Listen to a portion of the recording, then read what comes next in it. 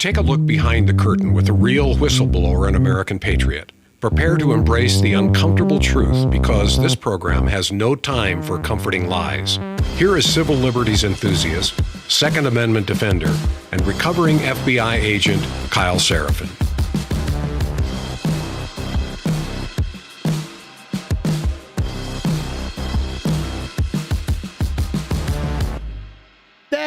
Welcome, my friends, to the Kyle Seraphin Show. Hello, hello. It is Friday. It is August the 28th. We're broadcasting live from the shores of the Lake of America, which is right next to the Strait of America, which is near the Gulf of America, which is near Grandpa's jokes are not as funny as they used to be, and nobody wants to pull his finger anymore. He's got your nose. He's got. Are we doing this still? I guess we're still doing this. I guess what we're not doing is mass deportations. We're just not going to do that. We're facing an existential threat to this country. There was this guy that used to know it. He ran for president, and then apparently, I guess he just changed his mind. And he just didn't have to. Like, who the hell are you? Why would he have to explain to you his thought process? 5D chess watcher. You're not playing the chess, okay? You're just a person who just sits there and you're wondering, hey, did I vote for this? Oh, I didn't vote for this. And maybe you didn't vote at all. Maybe the voting doesn't even matter. That's kind of where I've ended up. And if you say that, that makes you a terrorist, obviously. It's my favorite part of this whole game. I actually had some lady who looks like an FBI source come at me this morning on X. And she was like, what exactly are you suggesting, Seraphin? I was like, why don't you take your government paycheck and use that internet connection you have and go watch Tuesday's episode where we covered it in detail with a little bit more spice than is normal. Today, we're not going to have spice. I hope we're going to have a little bit of humor because we're going to bring on my friend Steve Friend. And then we're going to talk about, I don't know, how a Karen in Florida explains the current situation. A lady who won't let an alligator get trapped. I'm going to make that connection for you. That's what I'm offering you. Alligator protecting weirdo Karen ladies who don't want to listen to what the HOA has to say. And haircutters who think that you can't film here actually explain a lot about where we're at. I think so. So you guys come along for the ride, see if we make the case in a meaningful way. I haven't even told Steve what I'm going to argue. I'm just going to assume that he's on board with it. And if he's not, he'll straighten me out. So that's how we're going to do that. I needed a little bit of an extra boost today. There are days where I'm a little bit slower out of the gate. Friday, it's been kind of a long week. I also did it up a little bit too much on Wednesday's gym session. So we're going to start with Heavy Barrel shampoo. Folks, if you guys need a little bit of a pep in your step in the morning and coffee's just not getting it, what about a little bit of natural peppermint and some rosemary and some cedarwood? I don't think that I previously could smell the cedarwood, but I've let my palate kind of adjust and I have a pretty sophisticated nose and now I can actually smell it. It's a made in America, made in the USA with all natural fragrances. It looks kind of like a barrel shroud because it's called Heavy Barrel. Heavy Barrel shampoo. It's a 2-in-1 shampoo. It's conditioner. You can use it twice if you're so inclined. HeavyBarrelShampoo.com/KYLE is the website. You guys can easily find it. If you get 3 bottles, you'll get free shipping. That's the way that I like to do it because I don't like shopping for things like shampoo on a regular basis. I don't want to stand in the aisle and go, what is inexpensive, solves my problems, is not made in some Chinesium factory, and also is going to get done what I need it to get done. If you want pumpkin seed extract for stronger, thicker hair, then maybe you do that. Maybe you're like Steve Friend and I, and you're just looking for a solution. Just put it on my head, get my head clean because I am filthy and gross, and then let me go and open my eyes up while we're at it. Check out HeavyBarrelShampoo.com/KYLE. If you guys ever lose it, it's always at KyleSeraphin.com. You can find it right now using my promo code. You're going to get 10% off, and you can get 10% off and the free shipping all at the same time by using that promo code and then ordering 3. Did I say that enough times? I think we did. Guys, simple solutions to simple problems. If you're a man, you're probably not trying to solve this in a complex way. And it smells nice too. So there you go. Look into our friends over at Heavy Barrel. Get yourself started on a Friday. When you're in the market for shampoo, you can think about those guys because I don't think you care that much about the one you're using anyhow right now. We're going to get into today's program and we're going to start it right now. Let's see if we can open your eyes up a bit.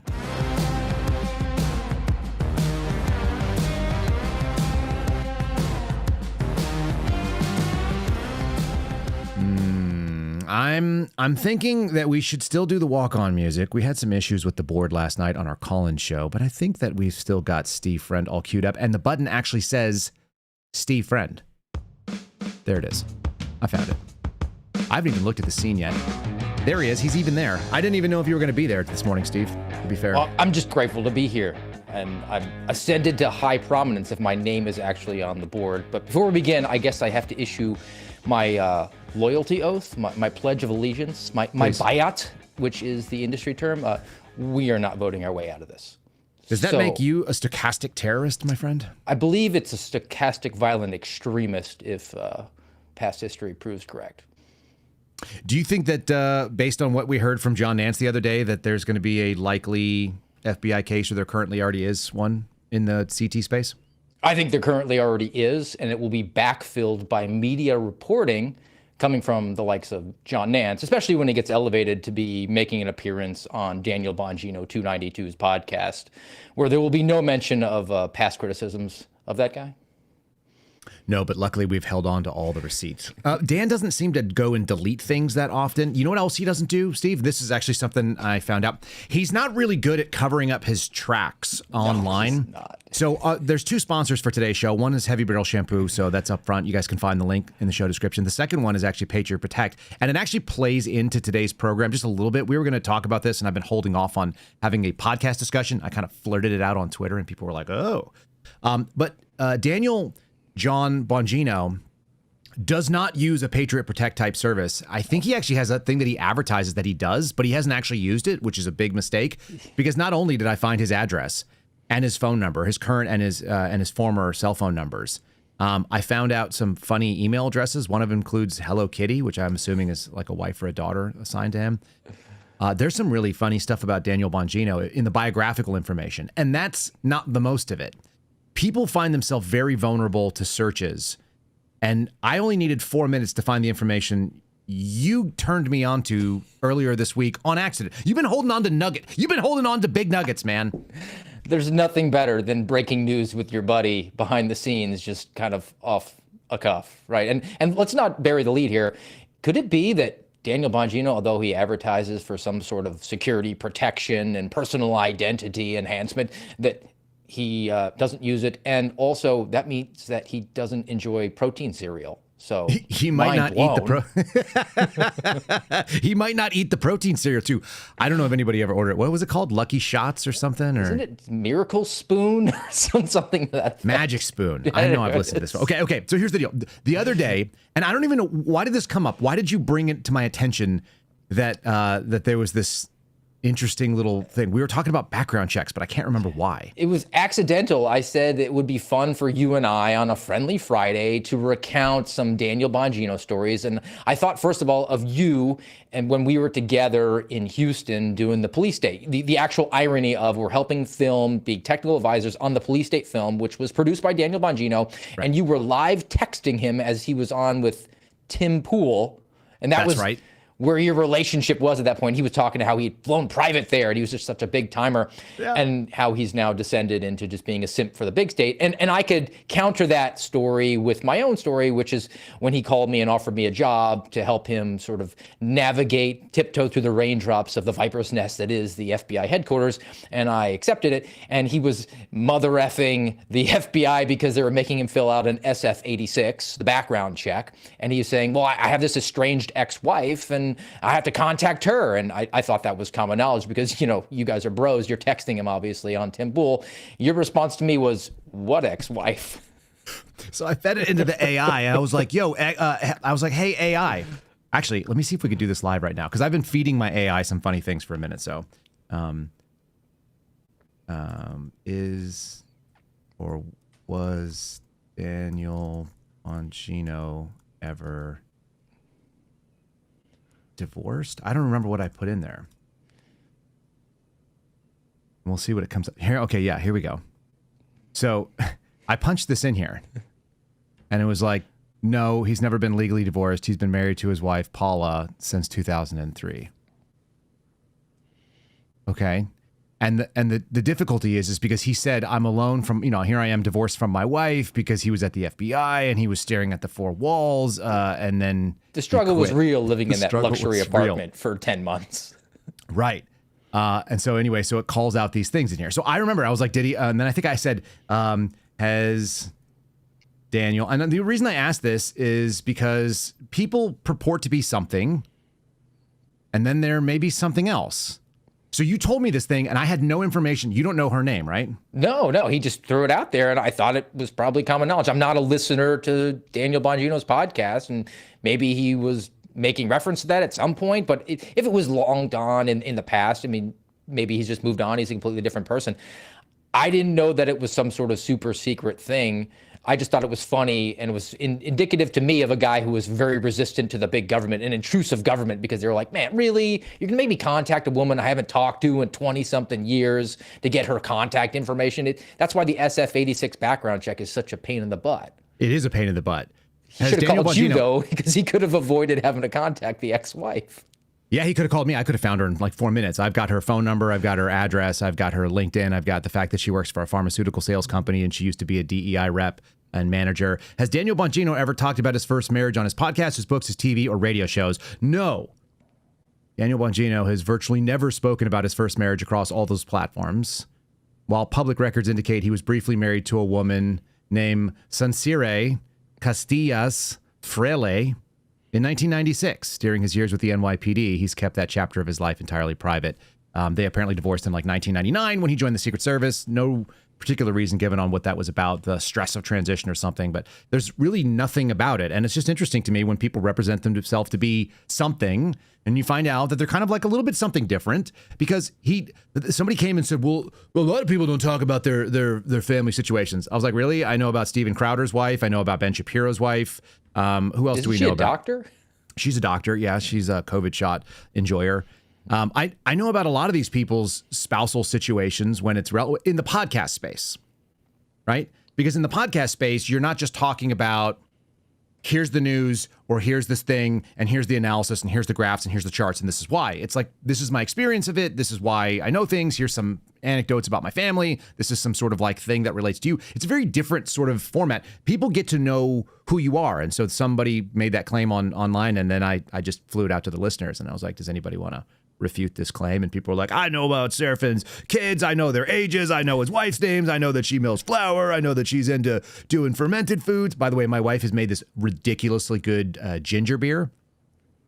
It starts from a thing called a ginger bug. I don't really understand what's going on here, but there's like some sort of science experiments happening on my my countertops at all times. And now there's ginger that is like moving up and down and fermenting and doing stuff. And you pour it into the jar, and then you have to burp the bottles and stuff. But it's freaking fantastic. And so anyway, we're making our own homemade, carbonated beverages now, which is pretty cool.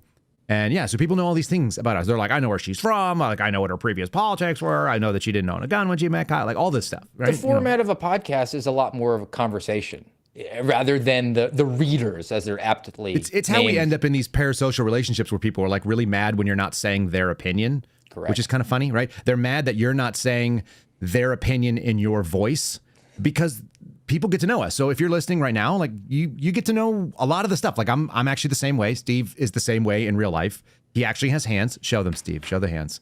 There's his hands. He has actual hands. He's a slim, running, athletic, fit, regular dad dude who thinks the way that he does here. This is not an act. It's not a show that we're doing in so much as we're putting on some display. This is just like two dudes who are normally like this.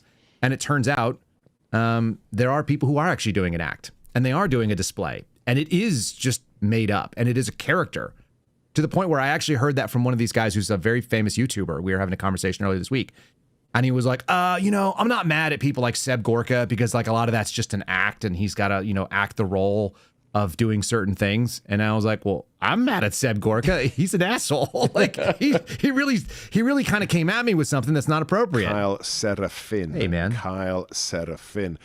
They're fakes. A bunch of these people are fakes. They're pretending to be something that they're not. And at some point when the gig is kind of like up and you get to see what they really are, because the line between the real person and the character kind of delineated and it delaminates. It's kind of disappointing. I'm back to my Hulk Hogan analysis. The actual guy's name was Terry Bollea. Right. And he became Hulk Hogan. he blurred the lines between his K-fob persona and his actual life. He was unable to, or just maybe for professional reasons, he blended them together and he became that character. And there's so many people that are in this space that are far larger platforms than you and I, specifically that I have, that I've talked to behind the scenes. They seem to be sort of the same person. That kernel of truth that is the online persona or that is the on-air persona is there, but in their most honest and candid moments, they'll say things like, yeah, I get that. I know what you're saying is true. You have the receipts, but my audience is never going to go for that. And that's just something that has never been on my agenda. But probably to your own detriment as well. If you're not willing to be completely honest, or if you're not willing to toe the line and have the integrity to say things that might be difficult to swallow from an audience that is expecting to get their perspective sent right back to them just in your voice, well, then your ceiling for being uber successful is going to be much lower than the Daniel Bonginos of the world. So I saw this. I think you also feel positively, I guess, about Jesse Kelly. I don't think we have any animosity towards Jesse Kelly as a person. No, Jesse Kelly's been extremely friendly to me. He was one of the first people that I reached out to, and he's always been supportive of my own situation. Yeah. But he's definitely somebody who's a lot more vocally supportive of the Republicans, the MAGA Republicans. And I saw the clip of him circulating this week where he was kind of like having the scales fall away from his eyes a little bit. So better late than never. I think you and I have been in the stochastic violent extremist camp before him. He would be the sort of persona that if he was low intelligence, the confidential human source would be poking right now to say, hey, you want to go do a terrorism? That's true. So the thing that I saw was that Jesse Kelly's behavior tracks with where the audience is going to take it. So I think he's a little bit more cautious for mass market appeal. That doesn't make him a bad person. It doesn't make him a dishonest person. It makes him a circumspect business person. And you're not that, and I'm not that.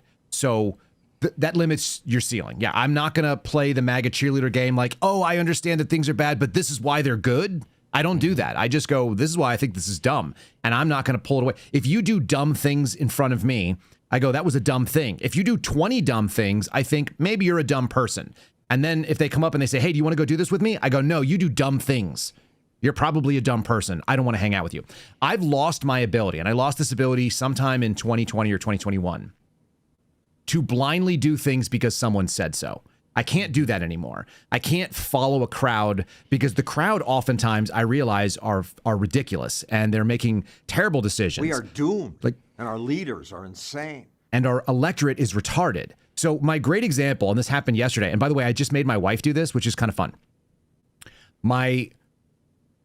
I went to the pool yesterday. Before you start this is your second wife, right? Or your third? Yeah. One marriage, one time. I believed in that whole thing, like till death do we part bit. So I even told my wife a long time ago, too, when we were just kids who just got married kind of thing. And we were like old kids. We were in our early 30s. I was like, I don't believe in divorce. So like if it ever gets to the point where like that's what's happening, just figure out a way to set me up for my own suicide. Like just set me out. I don't want to be a guy who's divorced.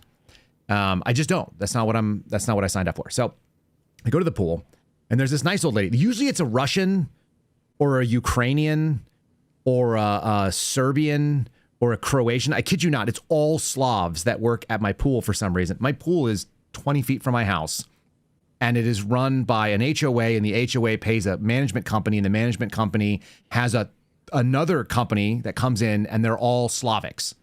It's the weirdest thing in the world. And they'd be like, excuse me, sir, but you are required to sign into book. And I'd be like, what? I was like, no, I'm not going to sign into the book. And they're like, but you must sign into the book. I'm like, do you know my name? And they go, no, I don't know name. And I go, oh, you don't know my name? So how do you know what I write down in the book is my name and my address? And they're like, but you must fill book. I work here to fill book. And I'm like, well, that sounds like a you problem, to be fair. Like, just give the head nod to your little guy in his tracksuit because they figure he's in the tribe. Yeah, he's got like the medallion going on. I'm like, my kid comes into the pool with his goggles on. Okay, he leaves the house with the goggles on because we're walking. He's rolling there with like these like what look like kind of what do they call those, radars? Mm-hmm. They're huge. They're like they're rainbow colored, tinted. But I just look at him and I just go, guys, This is really straightforward. You don't know the information that you're asking me to provide. You have no way to verify it. I'm not going to write it down on a book for some random Slavic person to take back to their Slavic-owned company. To the point where this one lady, I was like, where are you from originally? And she's like, I'm from America. I'm like, you're not from America. Where were you born? And they're like, I was born in Poland. And I'm like, wonderful. It's a beautiful country. And she's like, you've been? And I'm like, yeah, I've been to Poland. And she goes, okay. And then she's like, my boss come here. He tell you what you must do. And the boss comes up and he's like, what is problem? And I'm like, problem is I'm not writing this shit down. Are you Polish too? And he's like, no, I'm from Russia. I'm like, where in Russia? He's like, you know Russia? And I'm like, no, dude, but like I know maps. This sounds like Thanksgiving at my mother-in-law's house. Exactly it. Yeah, it's like ridiculous. I was like, what is happening here? Why am I surrounded by freaking Slavs? They're nice people and they're speaking in English with a thick accent. So the answer was just like, I was like, look, dude, I'm not going to write down things in your book. There's no reason for it. I don't do things for no reason anymore. Sorry. You cannot convince me to do that. It's just not going to happen. I don't blindly do anything. I don't just say things because it makes people feel good. I don't care. And then there's like, now there's an English lady there, like a white lady or American. And she's like, did you sign into the book, Sarah? And I go, hi, good to see you. How you doing? You know, it's nice. The water's good. You're doing a great job. You know, and then I just go in. And then my wife had to go do that because she went there yesterday afternoon. And she was like, I'm so uncomfortable not just doing the thing. Like, write down, like, will you please sign into the book? Yes, I'll sign into the book. She was like, I don't sign into the book. And the lady's like, why? And she was like, my husband won't let me. And she's like, oh. And she was like, here's our fob number if you need to look it up. And the lady's like, okay. So she writes down 4 numbers that mean nothing. This is the same as the people standing in the TSA line, where you have an absolute right to say, I don't want you putting my face in that. I want you to actually do the job of looking at my ID. We have a group of people that just goes along because it's convenient and it's easy and they don't want to be rude. And so this is the instinct. The instinct is somebody said something, so I have to react to it. The other instinct is everybody is doing this, and so therefore I also have to do this. I will lose comfort, friendships. I will have people not, watch the they'll be offended by my position. It's like, look, I'm not asking you. There's a reason why if you look right there, there it is. Hold on. There it is. It says Kyle Seraphin Show. This is what I think. It turns out when Steve is on, Steve is going to say what Steve thinks. He doesn't have to agree with me. In fact, I like it when he doesn't. But that will not make people feel good. There's an official position. We keep seeing what it is. And if you speak out against it because your name is Joe Kent or Greg Bovino, if your name is Tucker Carlson, if your name is Alex Jones, if your name is Owen Schroyer. I got on with yesterday with Owen. Owen, by the way, is the same kind of guy off camera as he is on camera, which is why I think he's a good broadcaster. He's very clever. He thinks differently than I do. He thinks differently than you do. We all think similar things in different ways. That tops out what the audience will be able to do, because most people just want to be spoon-fed something that makes them feel good. How am I winning? Am I winning? And how am I supposed to feel about it? Did we just rename the lake? It's so based. Dude, this is ridiculous. It's fully absurd. I'm going to start with the commentary on this piece here, and then we're going to get into the Lake of America. We're going to get into mass deportations and the failure. And by the way, I brought a lot of clips, and I went back to 2023 to prove why the thing that I say is not happening is obviously not happening, where the change took place. By the way, it was in July of 2025, just like the Epstein stuff and everything else, and why we keep going back to the well of this bullshit where it's like, we're going to change the name of a thing. We're going to pull my finger, pull Grandpa's finger. And then you go, and everyone's like, ah. The third time you see it, you're like, all right, Grandpa, that was funny when I was 4. Like, my son thinks if you yell the words fart pickle really loudly, that's the funniest thing that's ever happened. And he did it for 20 minutes yesterday at the pool. He was like running around yelling fart pickle, which, by the way, is highly entertaining when there's like young ladies like walking around in bikinis trying to get themselves tanned because they don't have to go to work. And then there's just like me and like a couple of kids, and like one of them is screaming fart pickle. I'm like, knock it off. Stop saying fart pickle. And he was like, fart pickle. We go back and forth, and they're all confused. Like, what is this? What is happening here? What's happening here is a 5-year-old. That's what's happening. It's not funny after a certain point. And Donald Trump is still trying to get us to pull the finger. And here he is doing it yesterday. He's like, hey, I'm losing a war. Today is 6 months in the Iran war, which I heard was short-term pain for long-term gain. So here's the gain that you got, people. Just let you know how much you just won. So this is Lake Ontario in Canada and in the United States. But we're going to make a little change. We're going to call it something different than Lake Ontario. We're going to call it Lake America. And all it takes is a good pen and some intelligence. So Lake Ontario, that's what is the gone. Intelligence part? Lake Got it. America. Okay, writing it out. So now we have a lake, and now we have a Gulf. Because we have the Gulf of America, now we have Lake America, without the of. Thank you very much, everybody. Enjoy Lake America. So this is Lake. Who's the audience for that? That's what I want to know, because there's clearly an audience for this, and they don't come to this show.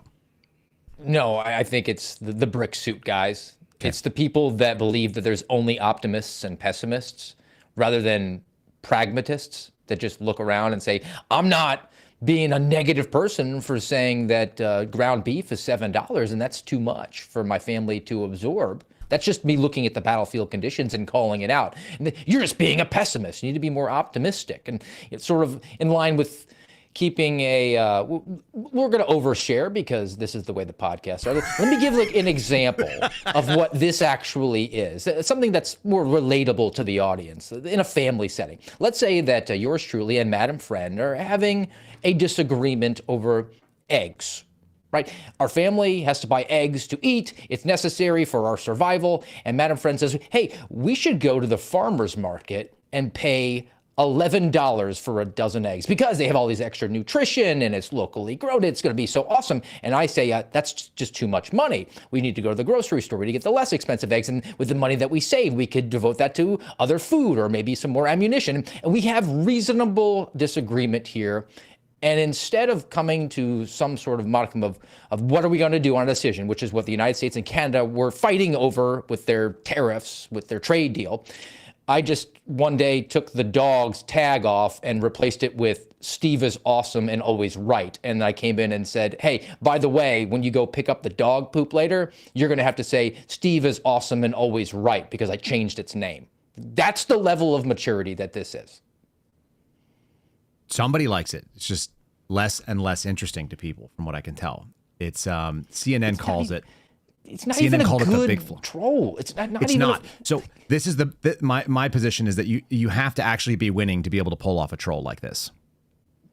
Yeah, and CNN we calls will it a give political you flop. if you're dominating. We will laugh at jokes that are only a little bit funny. It's what I tell my kids about public speaking, which I do a fair amount of. I mean, I haven't been doing it as much since Daniel Bongino put a kibosh on a lot of that. But when you do public speaking, people are tremendously scared of it. It's the number one fear for so many people out there. And I tell Bigger my kids, than death. So the studies used to show that the guy who was giving the eulogy was actually like more afraid of doing that than the person who was in the box. Yes. And if you're in a room, nobody wants to feel uncomfortable. Nobody wants to see somebody bomb. So if you tell something that's on a scale of 1 to 10, maybe a 3 as far as being funny, people will laugh like it's a 7 or an 8. You'll get a 3-point bump. Easy. Exactly. Yeah, for sure. You will get that bump from people similarly on the low humor level of your troll if you're dominating on everything else. And as we talked about last week, they're not even dominating on the first thing that we begrudgingly or erroneously gave them credit for, which is sealing the border. Right. So yesterday, last Friday rather, we brought on Anthony Aguero. He was pointing out that the northern border is a major issue and still open, and he's been doing tours there. And if you guys have not followed him, you should check him out. Check out last Friday's show. There's a picture of I think a border wall, and I think actually Anthony's face is on it's on the thumbnail too. So take a look at that. I think it's worth your time. It's the second half hour of the show. And his argument is very compelling that he's physically doing the work of running around on the border and documenting it, and that people are still sneaking in. By the way, after doing that show, Steve, I started having people who are listeners that either are connected to folks that are in Border Patrol or National Guard troops or whatever, all along from Brownsville all the way to San Diego, reaching out to me and saying, hey, by the way, this is so-and-so, this is related to me, this is a child of mine, or this is a friend, or this is somebody that I've known for a long time, or this is, somebody, my neighbor's kid or whatever, who's down there doing this, and they are also reporting that it's not completely shut down. No. And we're actually seeing reporting as of today coming out of a couple different news article outlets that the Trump administration has now turned to the Biden administration tactic. And this is actually, I think, very telling because yesterday I made the point, as I often do, you cannot do reform with the same people. And this came from what I heard from Greg Bovino talking to Tucker Carlson, that they basically went after him. And that they were trying to investigate him, that he had 1811s trying to kick down his door to get his stuff on his last day because they were trying to force him out and they were trying to investigate him. I've got some more on that today as well. But the crazy bit about all of that is that we apparently are now juking the stats on the southern border. And they're doing so in the same way that the Biden administration used to do and the Obama administration, which is that now the turnaways, the people who are just like caught at the border and sent back to Mexico, are being counted as deportations, which was a little administrative trick that the Obama administration invented to be able to show that they were tough on things without actually being tough. Well, they actually re-implemented it because the Clinton administration did the exact same thing. Oh, interesting. Yeah. So this is for an apples to apples comparison. The Clinton administration, using that juking the stats, the turnaways with the actual deportations, still in the 90s in a less target-rich environment, we'll say that didn't have 107 a million illegal aliens, like Greg Bovino says. Yeah. They wound up turning away / deporting 12 million illegal aliens. That was their number for 4 or for 8 years? For the 8 years. Okay. So that's 6 million in a 4-year period on average, and we're not going to get close to that. So the funny thing to me is this.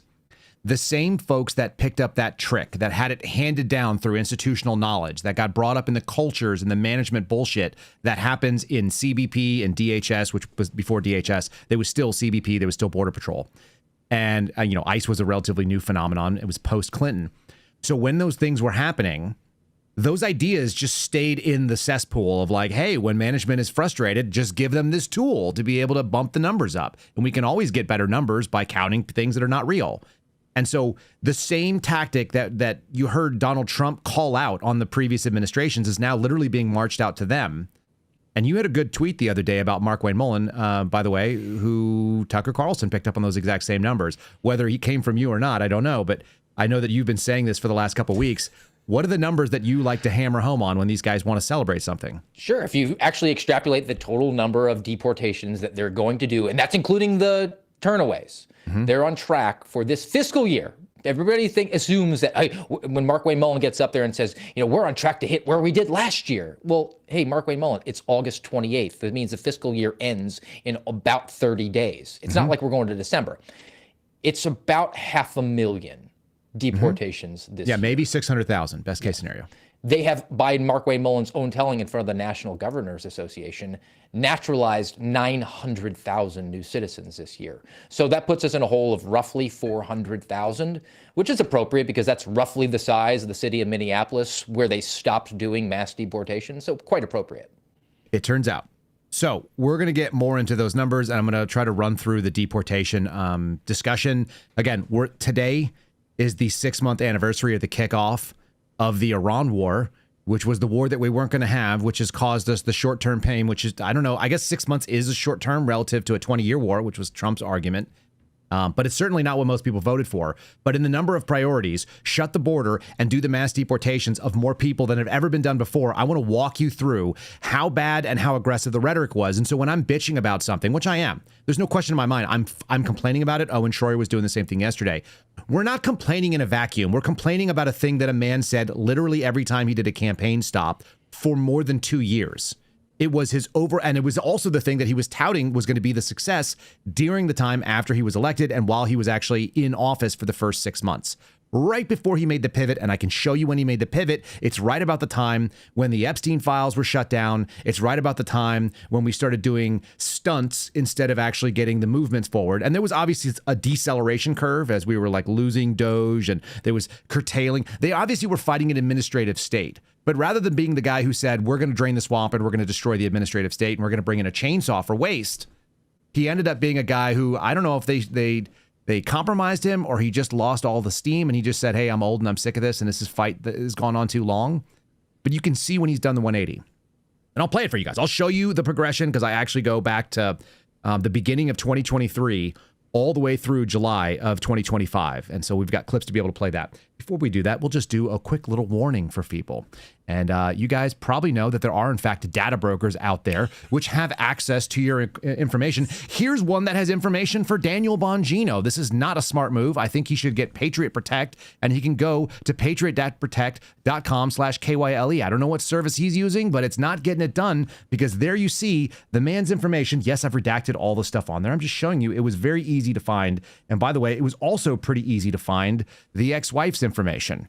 who also AKAs as Sarah whatever Bongino. Her name Bongino is actually on the list. So all those things. In any case, guys, you want to make sure you're protecting yourself. There's hundreds of data broker websites. That's just one of them. And there are many, many more. They're taking things like your family, their names, your ex-wives, your email addresses, your phone numbers, et cetera, your current and your past addresses, tax records, and so on. They're putting it out there and they're monetizing it for, if you guys saw, they're actually monetizing it for something that's kind of frustrating.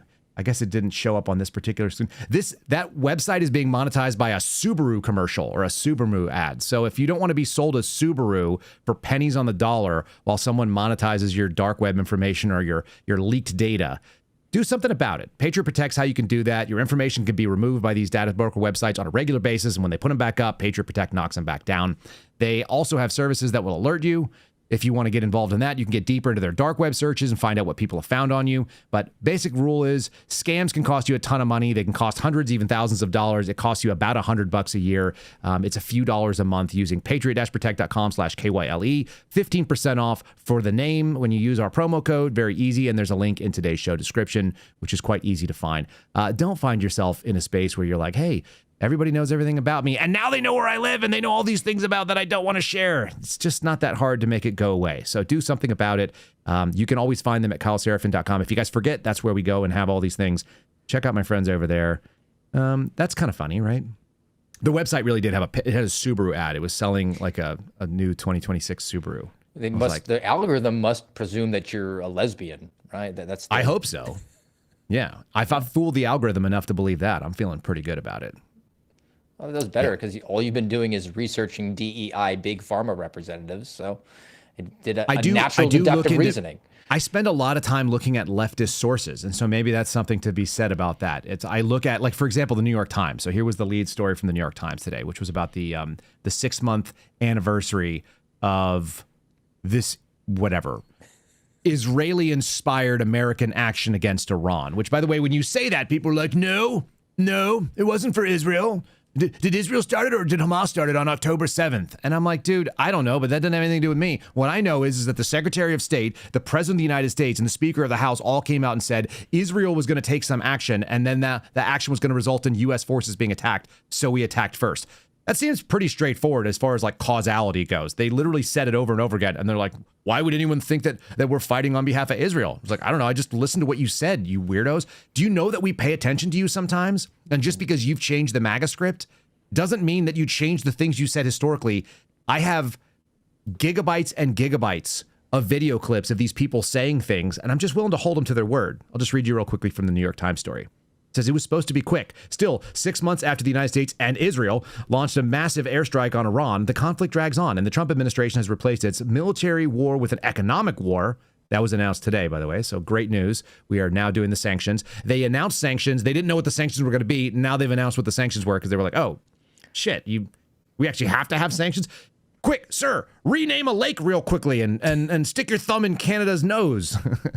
So anyway, the result is likely to be no different, analysts say, with the lack of American clarity on goals and a decline in American credibility and the strategic defeat. Iran has said that they have at least 2 years worth of capabilities to continue operating under any sanctions because Iran's been operating under sanctions for as long as I've been alive. I don't think other than like the Obama era, they let them off for a little bit. One thing remains consistent, however, the ordinary people of Iran are bearing the brunt of the war. They're victims of the United States and their own leaders. The amazing thing that I think Owen brought up to me yesterday was when he was reading what Scott Bessent was talking about and the words that he said, quote unquote, to the Iranian people, it was essentially the same message that you would give to the American people. It's like, he's like, this country is spending too much money on foreign entanglements. They're spending money on a military when they should be spending on a domestic agenda. They should be taking care of their own populace instead of worrying on what's going outside of their borders. And it was like, holy shit, dude. A pot kettle. Hello. Well, the economic sanctions, if they're so devastating, why didn't you launch them immediately, right? If your goal here was to bring this country to its knees, and you've been bragging about how its Navy is at the bottom of the ocean, and its Air Force is completely debilitated, there's nothing that could happen. We are the 45-time back-to-back champions of the war in Iran. Then why wouldn't you implement the economic sanctions immediately? And particularly when Scott Bessent is messaging it that way, it's back to, well, the Iranian people we're going to galvanize them. We're going to inspire them to stand up against the regime. And all evidence to the contrary, there's was a dude in a blown out building still waving an Iranian flag. So I think you failed across the board. Yeah, it leads me to the same position that I keep coming to. And this is a kind of a meme that went out the other day, kind of was impactful. Do you recognize that silhouette at all? Is that a movie you've seen? Yeah, it's Michael Douglas in Falling Down. Awesome Fantastic. movie. It's really a good movie. It's bad for guns, but it just does show what happens when you push ordinary people to the edge. And so this is the argument for stochastic terrorism, which is that if you say something, that this is the only outcome. I think the movie's argument is that his choices kind of were bad after bad after bad, and it didn't result in the thing that he wanted. It wasn't like hey, this is a great way to carry on your business. If you get super frustrated, maybe take a briefcase and put an Uzi in it and go fight some gangsters on the side of a hill. That wasn't where he came up with it. Go find some white supremacist friends and see if you could steal like an RPG or something. Like that wasn't the message of the movie. It's that every man has a breaking point. Yes, and when he's in the McDonald's or whatever the substitution was there, and he goes off about the burger not being as it's portrayed. I mean, we've all been in that situation. We just haven't gone to that level of violence to express ourselves. It's the sir, I need you to fill in this form here. For what? Because that's what I'm paid to do. I'm paid to ask you for this form. And again, I always look at it like this. It's always like, well, that sounds like a you problem. Because I'm not paid to fill in that form. So you shouldn't expect me to fill in the form. Wear the ribbon. You have to wear the ribbon. It is. It's always this compliance mechanism. And so I see this a lot. It's very difficult to see a major difference between the way that the political left operates and the political right operates once you spend enough time looking at them. Yes, I'm fixated on the political left when they're in power because they're the ones that are going to kill us. They told us what they're going to do. And then when they're doing it, I'm like, hey, by the way, they said they were going to do this and they're doing this. The crazy thing is when the other guys get in, they told us they weren't going to do this and they're still doing it. And so then they become the threat. It's like, who's the threat? The threat is the people that nominally control power, which makes me think that they don't actually control anything, that they actually are just doing something that is self-serving. And so today's program, we entitled it, Whatever Happened to the Mass Deportations. I almost just called it, It's on Purpose. The question is why? Because there's no doubt in my mind that what we are seeing is purposeful. I'm going to play you Bovino, and then we're going to get into the deportation argumentation here. So this is Bovino. This is on the Tucker Carlson interview. Some of you guys have already seen it. If not, probably worth your time. There were arguments that were being made, I saw, where people said, I don't even like Tucker Carlson. That's up to you, whether you like him or not. Generally speaking, I like Tucker. I like the way he delivers stuff, and I think he's very smart. Whether he's fixated on Jews or other things as being the external tormentor in his life is irrelevant to me, because I think he's a talented broadcaster. But this one in particular is carried by the strength of someone who says things that are unpopular. And I feel like Bovino I feel like he's a suspendable. He's a guy that's going to say shit that hurts your feelings, and he doesn't really care. Yes, but he's not out there with the intention of hurting your feelings, because he's not that's a his provocateur. directive. No. He is delivering a message that is truthful. He has the receipts. And if that offends your sensibilities, that's your problem. It's almost like telling your buddy who's gained an enormous amount of weight, hey, what's going on, man? You need to lose some weight. He might not want to be your friend anymore because you've offended him, but I would rather you not be my friend anymore and then take corrective action because I care about you and I want you to be on this planet for another couple of decades. Right. Yeah, or let's say something even more personal. It's like a personal decision where you're weighing in on something and your opinion may not necessarily vibe with that person's values at the moment, but it's not going to change. For example, if one of my friends said, hey, I'm thinking about getting a divorce, I would not feel good about that. If you brought that to my attention, I'd be like, I don't like that. How can we help you not do that? And you'd say, well, it's already set. And it's like, well, I just think it's a terrible path. It's a terrible course of action for a lot of reasons, many of which are bigger than you. If that hurts your sensibilities, so be it. I'm going to tell you what I feel on that. Only because that's consistency for me. I think Bovino probably is consistent. He spent a lot of time in that uniform. So here's the conversation that he has with Tucker. And he's making an argument that I think is hard for a lot of people to hear. And it sounds stochastic, terroristic nonsense to the people that are going to go and say, well, the golden age is here and it's just about your perspective. He's claiming that America's situation right now is worse than the Civil War. That's hard to hear. So I want people to listen to the argument made, and let's address the argument without emotion and see if we can suss out whether we think it's accurate. Tucker, this is, in my opinion, of course, the greatest issue and greatest threat that our nation has faced since its founding. Of course. And I'm including the Civil War in that. I think the Civil War is child's play compared to what we're facing now, because This ends it all. 105 million illegal aliens get amnesty and start voting, which it appears that, the Tom Tillises, the McCalls, and the rest of that gang want that. When they start voting, everything's gone. If you think your Second Amendment's good, it's gone. That Second Amendment's gone. Everything's gone. Everything that you hold dear, your culture, your values, traditions, everything. They don't care. Tucker, they don't care about your history, nor the American history, because that which is, Robert Heinlein said it the best. He wrote Starship Troopers. That which is given has no value. That which is given has no value. When we just gave them citizenship, they will hate you for that. They'll abhor you for that. They do abhor us for that. You can already see it. The entitlement mentality, it's not an entitlement. They just hate Americans because we're stupid enough to do it. And when you give someone something like that, they don't care if your granddad died at Iwo Jima or your great-great-great-granddad at Gettysburg, or maybe you had an ancestor that was a founding father. They could give a damn about that. They don't care. When that ceases to be a reality here in our country, and you're in my country, you're done. Right now, we're at the precipice of the greatest of either solving or bowing down to the greatest threat that we have ever faced since the founding. What do you think? Well, I think he laid out the battlefield conditions with the qualifier of this is how I see it. Mm-hmm.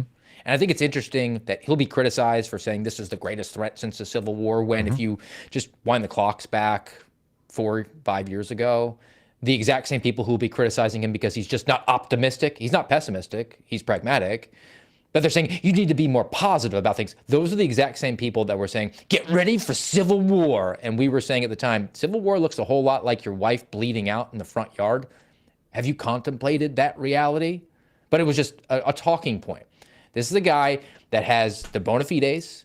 He has the requisite experience to say the things that he is saying, and he should be a resource, and he's identifying a problem, and he needs to be taken seriously. Whether or not you agree with him or not, I mean, he is a serious person, and he's been characterized as some sort of a ne'er-do-well, as an enemy of the current regime who needs to be investigated by the current regime. That's the very definition of weaponized government that we were reliably assured would be over when we elected the single greatest mascot and corrective mechanism for weaponized government in the form of Donald Trump. We're going to go back to the argument about whether or not this was the most important thing. It was the number one and the number two priorities that were promised the American people when Donald Trump ran. And again, there was a sit down on the Jubilee or whatever the hell it is, where we're outnumbered or whatever the hell they call it, where Tim Pool sat down with a bunch of lefties, and I don't think they were particularly fair to him, and I think all the clips didn't actually do him justice. But amusingly, one of the things that was brought up was how many times have you used the expression Civil War in your titles? And it's something like, it was like 32 times, or I don't know what the number was, but it was a lot. He uses it frequently. So the argument about Civil War, it's been brought up a lot because there is a deep, deep divide. We are not talking to each other. We're talking past each other. And you can kind of trace that to people who have given up on their own safety because they don't even know safety is a concern. They've never known safety to be an issue, so they can't recognize it as a threat. And I'm going to actually show you that in Florida woman fighting with a gator catcher in a minute. Okay, that's where we're going to go with this. This is the culmination of where I see the people who won't accept this argument to me are the ladies saying, what are you talking about? It's a nice alligator. It's a super nice baby dragon that just hangs out in my backyard that I'm illegally feeding. And just because it could carry off somebody's child one day, I like it. It's a novelty to me as an unmarried or a married woman with no children who's in my 50s that has nothing else to do in life except feed a fucking alligator that's sitting out in a pond. So when you get there and you see this, and by the way, it is one of the most absurd things I've ever seen. My wife and I are just looking at it going like, dude, I would have just effing shot it. It's crazy. Okay, so that's that. Bovino got to experience what you and I got to see, which is spend time working at your federal agency in good faith, pursuing the mission in a way that you thought was honorable until the mission is not honorable, and then hanging it up, and then finding out that you're actually the problem. Accurate? Yes, if you are exposed as somebody who's not a good German, then you are not includable in the club. Right. The biggest threat to the FBI was always if you don't agree with the FBI, don't embarrass the Bureau. Embarrassing the Bureau means not agreeing with the Bureau. This kind of deal. Okay, so here's Bovino talking about what happened to him the minute that he's like pulled off his position, or he leaves his position. The minute I left, security detail gets pulled. I'm one of the highest, if not the highest threats in DHS. Death threats, I mean, you name it, man, they're coming. Hey, take that guy to security detail. We're going to shut that guy up. Stroke of midnight came. Those Border Patrol agents refused to leave my house. And I had to direct order. Hey, no, you're leaving, because I'm not in the Border Patrol anymore. And you know what? I knew this. I didn't say that to them. They'll come for you also. So The administration. Yeah, absolutely. Yes, you bet. But Anthony Fauci still has federal security. We're paying Anthony Fauci's security detail. He doesn't work for the government anymore. He spent the whole life on the federal teat, and he still has Secret Service protection. Anthony Fauci, who committed crimes, but you don't, because the administration didn't want you to have security. Why? I think to silence me, because... Silence you, like get you killed? Because that's what it sounds like. Do I think they want me dead at this point? Yes. I'm in a running battle every time I go out. I mean, every time the citizens of my own community are like, what is going on with you? These people come, there's some crazies out there. You know this, Tucker. And you bet. Do I think they want me killed? Absolutely. The administration? Yeah, absolutely. Or more of the gate guards. I don't think Trump would. I think if Trump knew what they had done and what they would do to Border Patrol agents or ICE officers or anyone that disagrees with them, I think he would have an absolute panic attack or a heart attack over something like that. But you think Homan wants you gone, dead? I think Rodney Scott, he's the one that took my security detail away with Homan there. Yeah, absolutely. You bet. Why? That's a pretty heavy thing to say. And if I wasn't from Washington, I probably wouldn't believe you, but I do believe you since I am. Sure. Well, I wouldn't have believed it either. But with what was coming at me the minute I retired, I thought, well, yeah, I'll probably get some security there. They're coming after other family members as well. Your family members. Absolutely. Through the mail. There was one point where the FBI had to intercept every single piece of mail because there were some bad things coming in the mail, that kind of thing. And just the vast amount of death threats. I got doxxed yesterday by WBTV Channel 3 in Charlotte, North Carolina. And in what way? Trying to name home addresses. They got actually? Oh, yes. You bet. Now, I've got a different address with my girlfriend out at a different place, but they did do that. And when that happens over and over and over... What, can you name the channel again? A WBTV Channel 3. Why would it be part of the news gathering process to put your home address on a TV channel? I think that that's something that we saw in those cities with an absolute out of control so-called news media. They're not a news media. When they do things like they're not a news media, they're a propaganda arm. They're an enforcement arm at that point. An intimidation arm. You bet. What do you make of that? Greg Bovino represents the exact threat that Garrett O'Boyle represented to the FBI. Mm-hmm. He is not viewed as a person by the people who work for those institutions.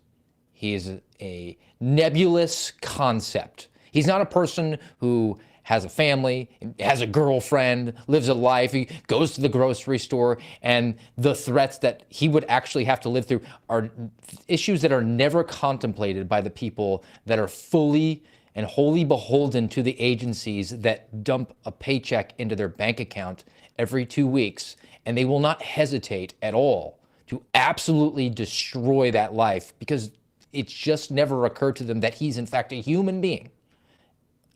He's a threat. Everything is tied to the agency. It is elevated above religion, above family, above passion projects and hobbies.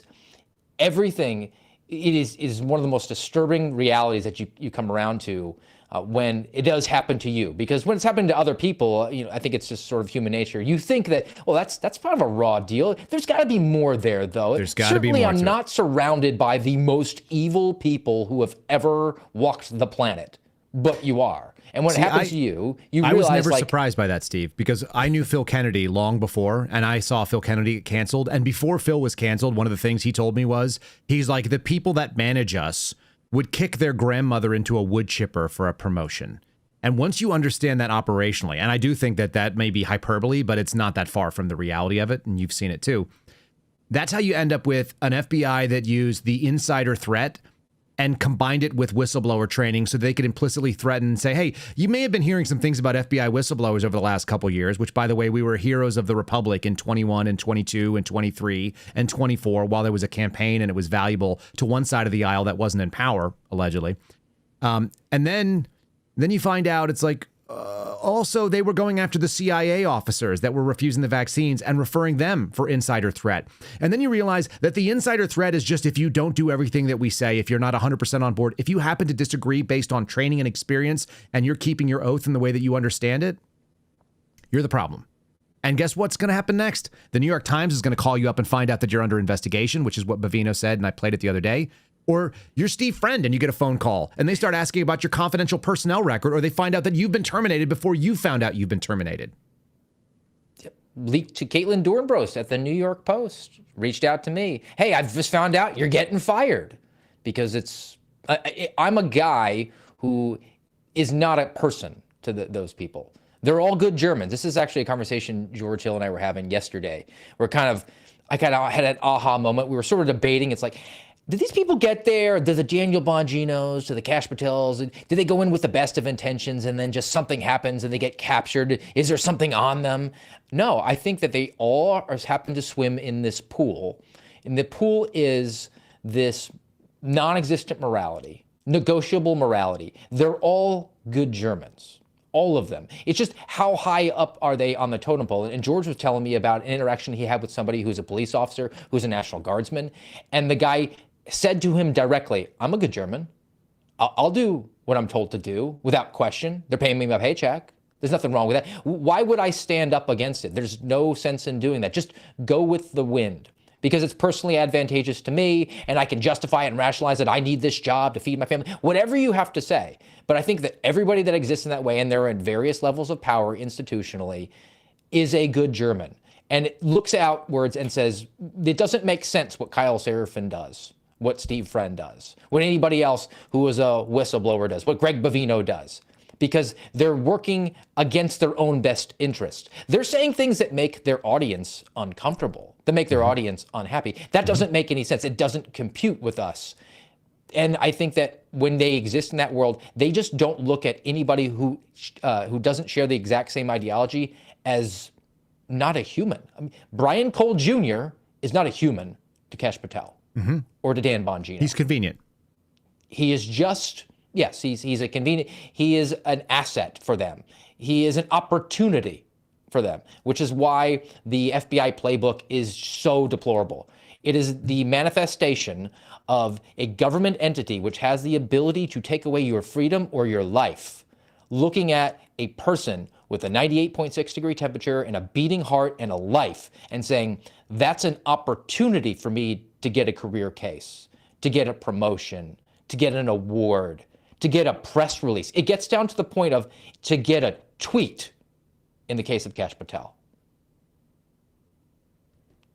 I got into a big fight when I was working for John Nance, who we talked about on Tuesday, and who is a legitimately awful human being. He's just like, and I had no idea he was such a piece of shit. I just thought he was a lazy fat guy that I worked for. When you read off his background, or he actually read it off, that is the most unimpressive FBI agent I've ever heard of. We could play it again because it's quite funny, and I could have you translate it without, I mean, you've probably heard me do the translation, but if your job was you worked for 3 years in counterintelligence, then you did surveillance, then you did a security detail, then you did surveillance, then you did surveillance management, and then you worked in some administrative management role, you've never been an FBI agent, not doing you have more arrests, Steve Friend, in 1 year than he had in 20 plus years, probably including his freaking time when he was a cop. He has never used his handcuffs outside of a training context.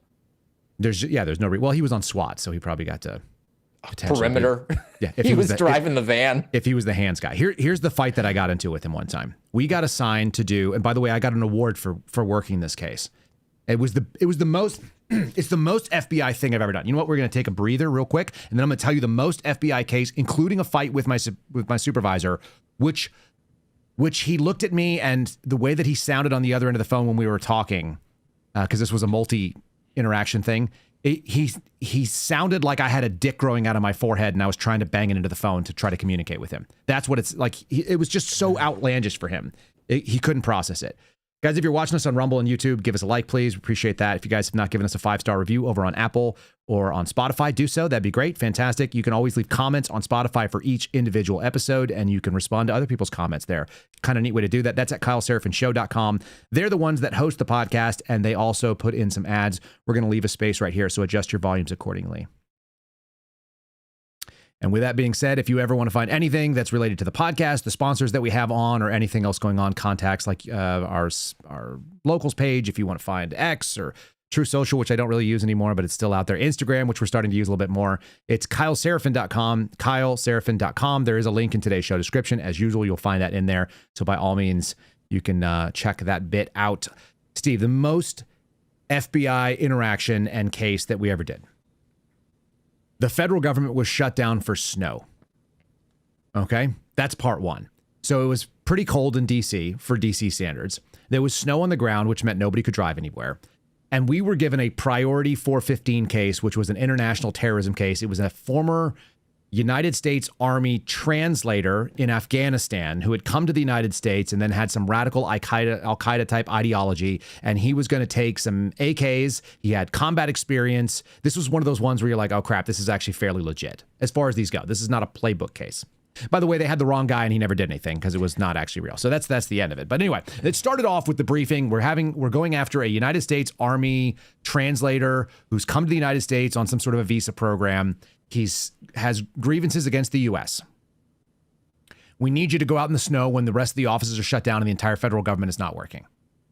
And you're going in to sit in a freezing cold vehicle and watch him for 24/7 surveillance so he doesn't get operational and try to hurt people in the Washington capital region. No problem. That's the job. So we show up. The night before we get sent out there, they start briefing us up on the capabilities of the threat. And the threat is combat experience, likely has AKs, likely is going to use said weapons in his terrorist attack for whatever reasons. The intelligence behind it wasn't sussed out to us because we were in a non-classified environment. They were giving us the overview briefing of like, here's what it looks like.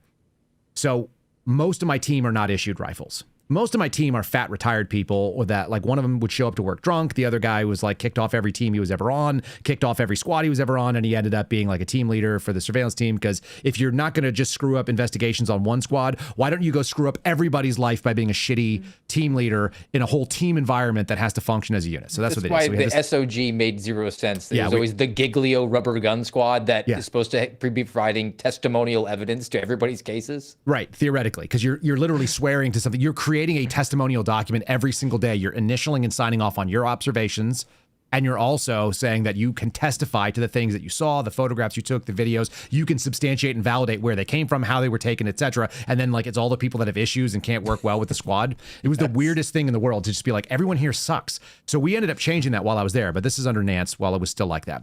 So nobody has a rifle. And I don't know if you want to be in an adversarial situation where you know that you have a combat-trained Afghan, military guy coming into a U.S. urban environment with a, whatever, intermediate distance rifle. And you're going to what? Like follow him around with your trucks and hope that he doesn't shoot you and not be able to engage if something bad happens. And you're going to go handguns if he decides to start shooting up a mall. Like that doesn't make any sense to me.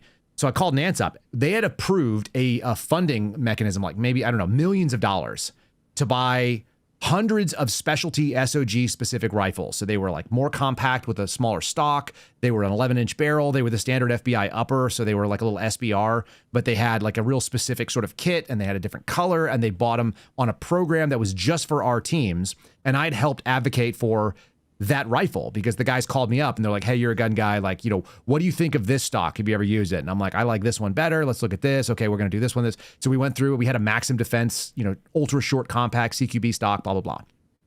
So I helped them pick this thing out. They bought them. They were sitting somewhere.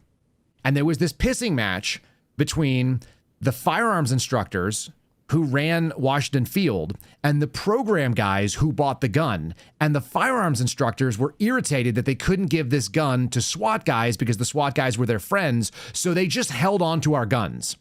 They got the guns in September. Okay. And this case was in December or November. It was like late November, early December, because it was snow on the ground. And they wouldn't give us the guns for months. So I called up Nance. When we're tasked out to this thing, we find out the guy's armed and he's going to do his thing. And I'm like, look, I'm the only person that has a rifle. Like, what the F are we doing? We need to schedule an emergency session to go get these freaking things. Everybody should qualify on a rifle. By the way, if you guys don't know this, the FBI makes you qualify on the exact gun that you're going to carry, not like the pattern weapon. Like, oh, you've qualified on an AR, so here's an issued AR. They're like, you have to qualify on the AR that you're actually carrying because people in the FBI are so bad, they don't know how to zero their own rifles, maintain them, and so they want to see you use the gun you're going to actually carry. It's really freaking dumb.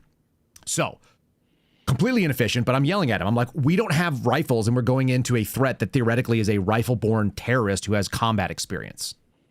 What the F, dude? And he's just like, what do you want me to do about it? I was like, I want you to do your effing job. I want you to go and be an advocate for your squad. And like, that was too much for him because basically his job was to sit and watch Fox News. Anyway, the end result is I got awards for being out there. So did the rest of the team. Everybody got an award for doing this emergency 415. And then we found out after doing it for about a week that we were on the wrong house because the intelligence they had was the wrong apartment. We were like a mile away from the real apartment. So then we went on that guy. And then, of course, the government's back to work. And then by the time we're on that, we find out that actually it's not really a threat. They just had bad intel. So we spent like 2+ weeks like hyped up, having a fight over rifles and all this other kind of bullshit. That's the peak of the FBI. And I was the problem. Because I was like, hey, we should have the tools to do our job. By the way, I always had a rifle. I always made sure I got one. And they're always like, why do you always think you need one? He's like, bitch, because I'm in a freaking security role where somebody might try to kill us. And I'm going to be the only one that knows how to use this damn weapon. And I'm going to make sure I train on my own. Like I spend my own time and my own money. Anyway, that's that kind of like, why aren't we doing the thing that we are meant to do in the way that we're trained to do it and the way that is actually the most logical? If you ask that question, then you're like, you're some kind of other species. It's like, yeah, why you have no tattoo? Why don't you have tattoo? When I had to fill in as a supervisor, I guess I could say that I'm a former supervisory special agent, right? Right? Isn't that the way this goes? Yeah, you filled in, yeah. Yeah, I filled in. I kept that seat warm. And I had to go through the integrated program management process, the FOSS, the Field Office Strategic Plan. Dude, I've been through it too.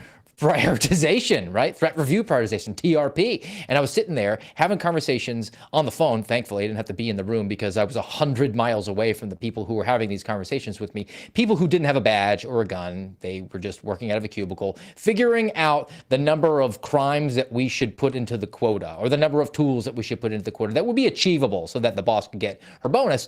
And I'm having this conversation and they're like, hey, we need to figure out some mitigation strategies that we could put down. And I'm trying to come back with them like, well, I work on an Indian reservation, so we should do A, B, and C. And they're like, nah, that really won't work. Well, how about X, Y, and Z? And no, not really. And finally, I got frustrated. And bear in mind, I was an acting boss, but by letter of law, I was the highest ranking person on this phone call. Yeah. I said to these people, hey, I just need to ask a really dumb question. I thought my job was to put bad guys in jail. Is that not my job?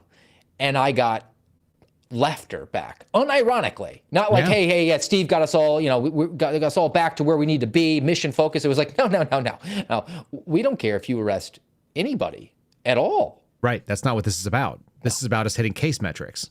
Yes. That is what your government does every single day. Mm-hmm. And when you have metrics, you look at people as opportunities, not victims.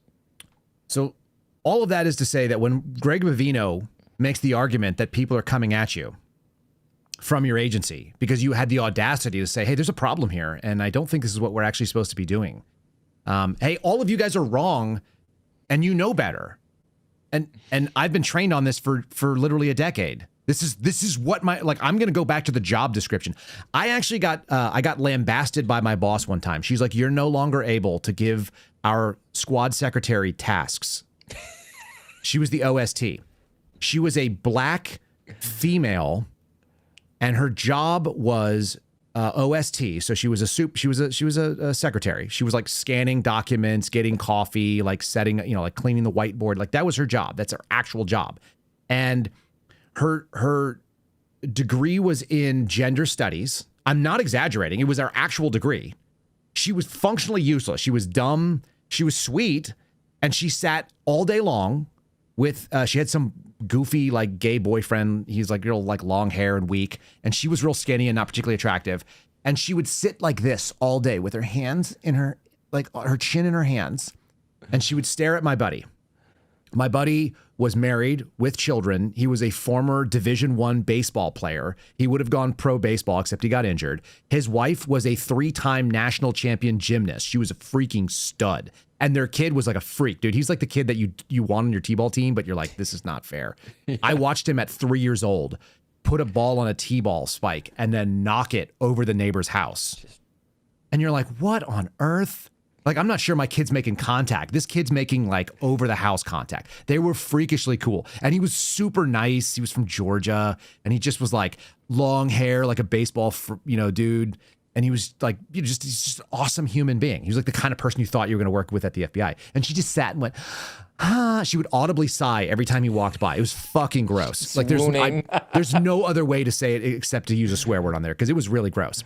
And I got something like 600 pages of national security returns. It was a bunch of like bank records from somebody we were looking into, which we had no business doing. National security case. So I get this huge thing of bank records. They sent it over in a FedEx box, which is the worst. Usually they send it over digital. Yeah. And I'm like, oh, it's paper records, Steve. It's got to be scanned one by one. One by one into the machine. It's got to be scanned. So I go over to her and I'm like, hey, I need your help. Like, I've got this 600 pages in. Take your time for, like, no rush, anytime this week, but I need these scanned. And she was like, I don't know how to do that. I was like, here's the deal.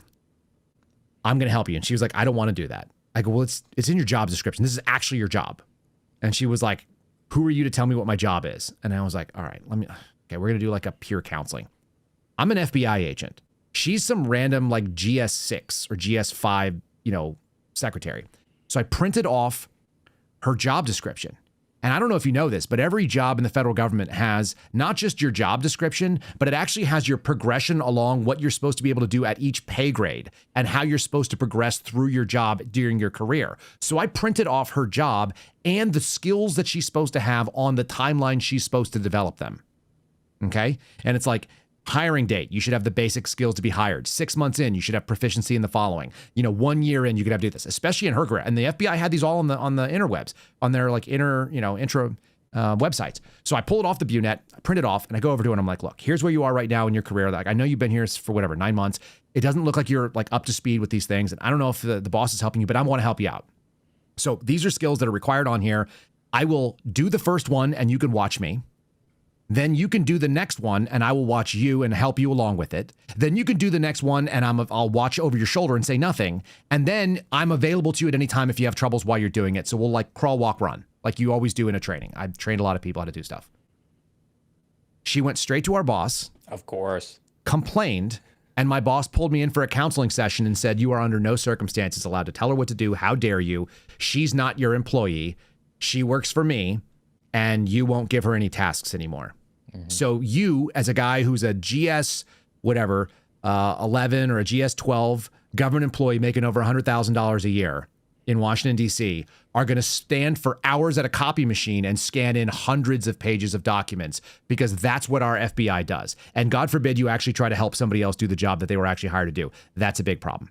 It's insane. I mean, and so anyway, when Bovino says these things, if you've been in a place that's functional, like a real company, you're like, how would this ever be the case that somebody would want to have you dead because you spoke out against the mission when the mission was already told you what to do? It's like, you don't understand the pettiness and the uselessness of the people that work there. Yes, the fiefdoms that exist. Look, to give you another like OST sort of story, polar opposite. Woman was a go-getter. Mm-hmm. She used to come up to our office from Omaha. Her daughter went to school nearby, so she would use it as an excuse to, after work, go take her daughter out to eat, like on a Friday or something like that. And she would say, hey, I want to go and help those guys out. She would come in, I'm available for tasking. What do you guys need? Could not wait to help us. And I was kind of used to doing everything on my own, and I was just kind of like, well, it'd be boring, but could you take the recordings that I have and burn them onto discs? Because I have to send those off to the United States Attorney's Office. Yeah, no problem. Takes it. 45 minutes, an hour later, she's got me a stack of CDs. And she got written up and got in trouble because she wasn't allowed to do that. She hadn't received the necessary training to take a recording and burn it onto a disc. So discouraged from doing the thing that you would expect an office assistant to do, and discouraged from being willing to take on those responsibilities. And by the way, that's in their job description. I had a gal that did that in New Mexico for us, and she was awesome. She was a super go-getter. She'd come by and she'd like, "What are you into?" And I was like, "Oh, I just did a couple of interviews. Any chance you could burn these on a disc for me and give me an evidentiary copy? One for me, one for prosecution, one for discovery, whatever." And she was like, "Yeah, how many copies do you need?" I go, "Total of 3. If you'll mark them, I'll mark what copies they are. But if you'll mark them like the date and the location and the interview, subject and me, like 'cause there's a format for it." And so she was like, "Oh yeah, 100%. And she would do that on the regular. She would take my flash drive.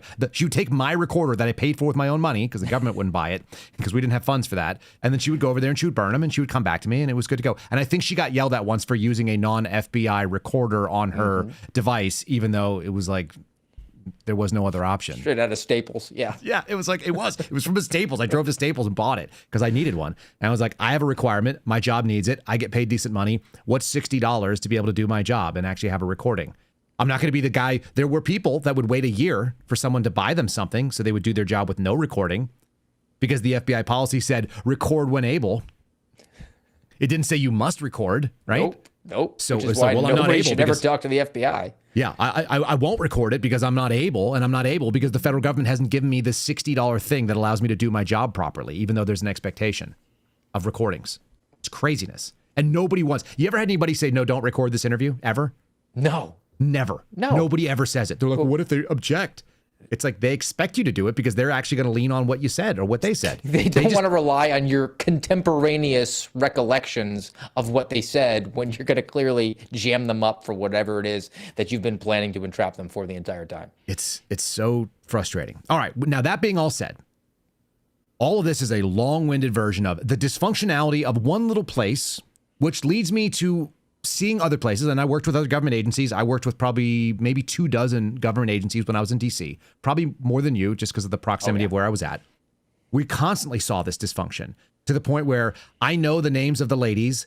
They all have different names, but they're all the same lady. They're all Sheila, they're all Linda and Donna. They are like black females between the ages of 30 and 55. They're single mothers. They have long fingernails. They don't want to do their job. You have to thank them profusely for doing things in their job description. They show up on time every day, early, right at the moment. They take their lunch break, and you better not talk to them during the lunch break. They leave exactly on time. They do it for 38 years, and then they get a pension, and they have a space heater under their desk, and they have a blanket on their lap. By the way, whenever I say what these ladies are like, I always get listener emails from people who are currently in federal service, and they're like, I actually have a space heater under my desk right now. They're in view of a television, which is not work-related. It's like The View or some other bullshit. It's Oprah or whatever. It's Drew Barrymore's daytime television show. Yeah, whatever's there, or it's Ellen. Like, there's always a TV show that's distracting them from not doing the work that they're not going to do anyway. Facebook. And it's always the same. So this is every single government agency. It's the Department of Energy. It's the Department of Commerce. It's the Department of Justice. They're all the same. And so when Bovino tells us something that we're like, oh, I know why that is, it's because the federal government is not that diverse. And I had somebody reach out to me yesterday and say, you're correct about your rant about illegal aliens and then, visa holders that come in and take jobs that Americans should have, which I think that we should be doing apprenticeships. And these tech companies shouldn't be H-1Bing in people. They should be training up people in their own companies. And so I went on a rant about this. And I said, why can't they take the guy from the mailroom? Why can't they take a guy from facilities? Why can't they take a guy who's doing, I don't know, some other sort of IT support and train him to be a programmer or whatever else? If he shows up on time and he's got a work ethic, where are we not training up our own people domestically? And this guy said, to be fair, though, the tech companies don't have mailrooms anymore. And I go, that may be so, but the federal government still has a freaking mailroom. There's literally multiple people in every government building whose job it is to take the mail from the freaking mailman and then just hold it and then give it to you when you show up. Or maybe they walk around with a cart if you're lucky. Usually you had to go get it. You'd get a notice that your evidence was delivered and you'd have to go get it from the lady who just sat there at her desk and just like filed her nails all day long. You'd go get it from them because the nail room didn't even do the job of doing the nail room. They only seem to be really interested in over-taping the envelopes from FedEx to the point where you're having to pull out like a 7-inch hatchet to get into that box. Yeah, you're pulling out like a 9-inch Bowie knife to go get into these things. And it better be razor sharp because otherwise you're not going to get through all the layers. All right, all that is to say, I know these problems are real because I've seen them in other agencies. And I know that we get promised something, and if you decide to be the person that tries to carry it out, like, you're probably the problem. I imagine Donald Trump ran into nothing but headwinds, in all fairness, that the agencies worked against him. But he put people into those positions at the top and then didn't give them the latitude to actually do the thing that was required. And when he did, it got a little bit of bad PR, like we saw in Minneapolis, like we saw in Los Angeles, like we saw in Charlotte. And then they just basically said, I know that we built all this headwind behind us to be able to do the thing. I guess it's a tailwind. We built up a big tailwind to push us into this space. And what we found out is we're not actually going to do it because it hurts some people's feelings intermittently. I'm pretty sure he campaigned on hurting people's feelings. Am I crazy like that? Yeah, and that's why he thinks he can get away with the trolls, because that's hurting people's feelings and it's on display. It's an old trick. Fair enough. Okay, so we're gonna hurt some people. There's some people that are crying about in the chat I'm seeing right now about the fact that Seraphin, if you're a gun guy, like I am your Tackleberry, so whether you like it or not, I have more guns than you, and I know more about guns than you, and I knew more about guns than almost every federal agent. Federal agents still send me text messages with pictures of stuff from evidence, asking me if I can identify the gun so they can decide whether or not it came from a foreign country. If you guys want to follow us, it's I'm your Tackleberry. I am YOUR Tackleberry. It's on YouTube. It's on Rumble. And we're going to be posting some stuff also on Instagram. I'm working with people like Secure It. I'm working with some gun companies. There's a couple of different suppressor manufacturers that have reached out to us. We might be talking to Silencer Shop as well. That's kind of the display. If you guys haven't seen it, you're looking at it right now. There's our logo right now, which is a Huckleberry kind of play and a Tackleberry sort of, blend hybrid thing. In any case, you look for a link for Secure It on our KyleSeraphin.com. If you guys want a deal on any of the stuff they're selling, and the way that they organize products is my favorite. You're seeing it on the wall right there on the screen. You also may hear an ad on the audio platforms right now. So we'll take a quick breather for that. And then we're going to go like Donald Trump mania in 2 seconds. So anyway, I'll leave a little space for the audio ad here. There it is. That's trolling, I think, because some people get really emotional about like, whoa. It's like, look, dude, I always knew more about guns than you. I always had more guns than you. I always cared more about guns than you. I had one guy say, I get it. You like guns. Like, you're in that phase of your life right now. It's like, bro, I've been in that phase since I was 16. Aren't you like 45 phase of your life? Exactly. You're in the phase where you think guns are cool. That's homie, like I've been saying your I live in that phase. 8-year-old's in that phase of not wanting to take a shower. No, I think you're pretty much in that spot right now permanently. Yeah, I'm permanently there. And I've always been there. In fact, I used to have, not only when I started getting paintball guns when I was in my teens, not only did I get a paintball gun, I found out all my friends were cheap and didn't spend money on things that I liked. So I bought paintball guns so they had paintball guns to borrow. So I could get my friends to come with me. I was like, not only am I trying to make sure that I can do the thing, I want to make sure that you can do the thing. It's not going to be as good as my thing, but it's going to be better than the other guys out there. I would make sure they had a better weapon than anybody else did. All right. Donald Trump has some thoughts about whether or not we should be doing mass deportations. I know I'm not crazy. Here's why. Steve, this is going back to, let me double check the date on this. I know this is 2023. This is this is May of 2023. Here we go. 2 years ago. 3 years ago. With today's termination of the final remnants of Title 42, Joe Biden has officially abolished what remained of America's borders and turned the United States into a dumping ground for illegal aliens from all over the world. We've become a third world nation. At this very moment, illegal aliens are lined up by the tens of thousands, ready to break into our country, knowing that even if they are caught, Joe Biden will order them immediately released into American communities. And many of these people are very dangerous. Under Biden, our border is gone, our sovereignty is gone, our national security is gone, and we are quickly becoming that third world nation that I've been talking about for so long. It's happening to us, if you can believe that. The United States of America is now a third world nation. On day one of my new administration, I will end this travesty and restore the sovereign borders of the United States of America. We will immediately resume expedited removals of people that are crossing illegally our border. And following the model of President Eisenhower, we will use all necessary federal, state, local, and military resources. What did he just say there, Steve? We're going to use all necessary resources. Okay, interesting. And he said people, not just criminal aliens, right? Yes. Got it. To begin the largest domestic deportation effort in American history, to send the border violators back to their home countries, and we will do that immediately. This invasion will not stand. Our country is being invaded. Our country is being destroyed by very, very stupid people. These are stupid people. We have to get them out. We have to take back the White House. Thank you. Stupid people. They don't have that smart blood. They don't have the smart blood. He's going to use state, federal, local, military, bigger than Eisenhower. That's what I heard.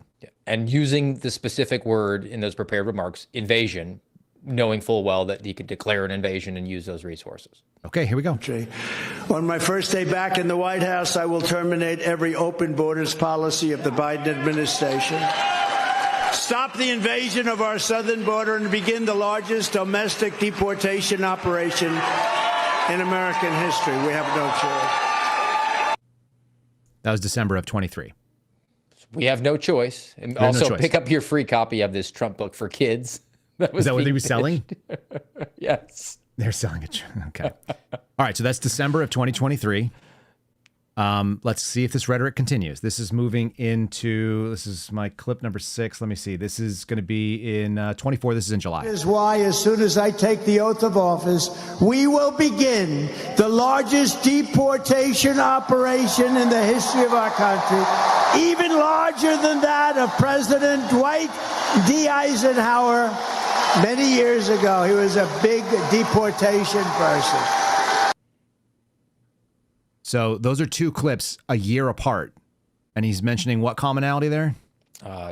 Dwight Eisenhower. Largest Why? mass deportation effort ever. He doesn't want to say Operation Wetback, which Which is what it was called. was unfortunate.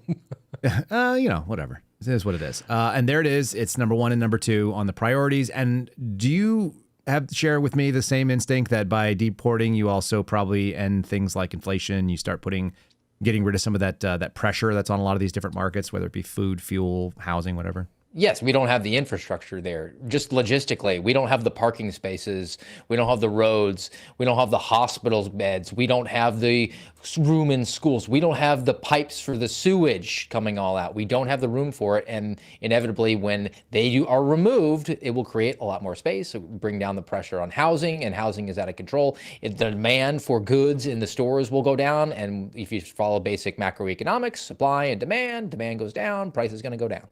Okay, here we go. Let's see. This one is from, this is September 2024. Take back the White House from Kamala Harris. I believe we are going to have the 4 greatest years in the history of our country. What? Starting on day 1, I will seal the border and stop the migrant. We're going to stop the migrant invasion. We will stop the migrant invasion into our country. Not sustainable by any country. We will carry out the largest deportation operation of criminals in American history. We have to. Kind of softened a little bit. Now we're going to be talking about getting rid of criminals, although I would argue that anybody that's here is criminally here, especially Yes. if they're working. That language is where they play in this. And this is another statistical thing that I've been trying to talk about the last couple of weeks, because of this game that Mark Wayne Mullen and everybody who's out there as a spokesperson for Department of Homeland Security, for ICE, is saying we're getting this really high percentage of criminal illegal aliens. And you and I agree, you're an illegal alien. I don't care about any other sort of criminality. You got to go. But by hedging on that, by leaning on that number, they want to get a really high percentage of the total deportations. Anytime there's a percentage, it's not a total number, it's just a percentage. So I like to lay out this scenario of, let's say local cops arrest 3 criminal illegal aliens because they violated the law in addition to being an illegal alien. Yep. And ICE gets 97 non-criminal illegal aliens. We'll use their definition. Mm-hmm. All right.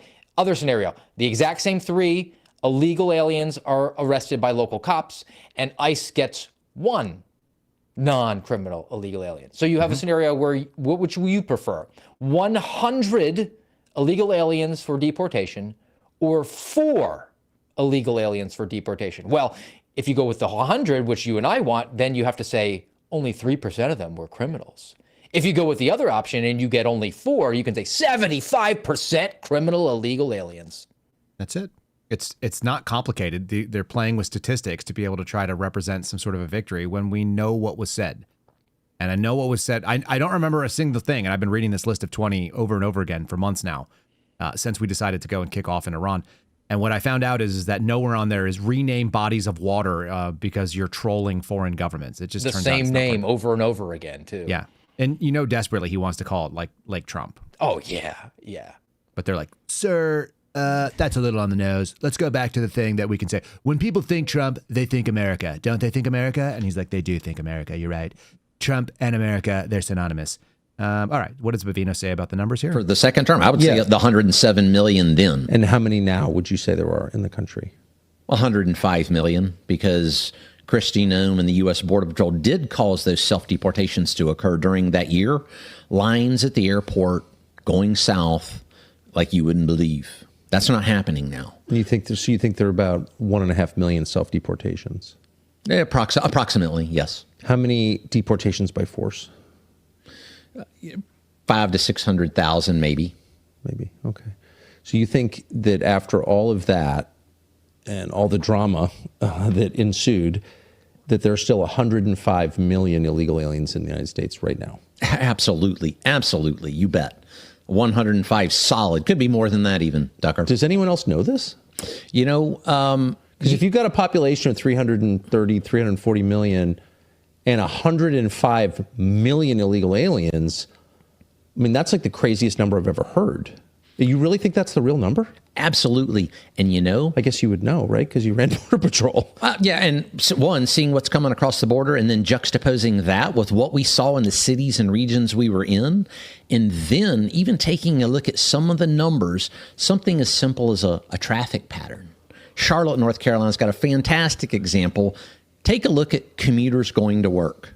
Commuters going to work in Charlotte, when we arrived for that 5-day Operation Charlotte's Web, the commute went from terrible to exceptional. So we started doing some studies. I had the staff, hey, do a study on the traffic. Let's extrapolate some numbers. What does it take to have an exceptional commute to work? To do that, you need to remove about approximately 35% of the commuters.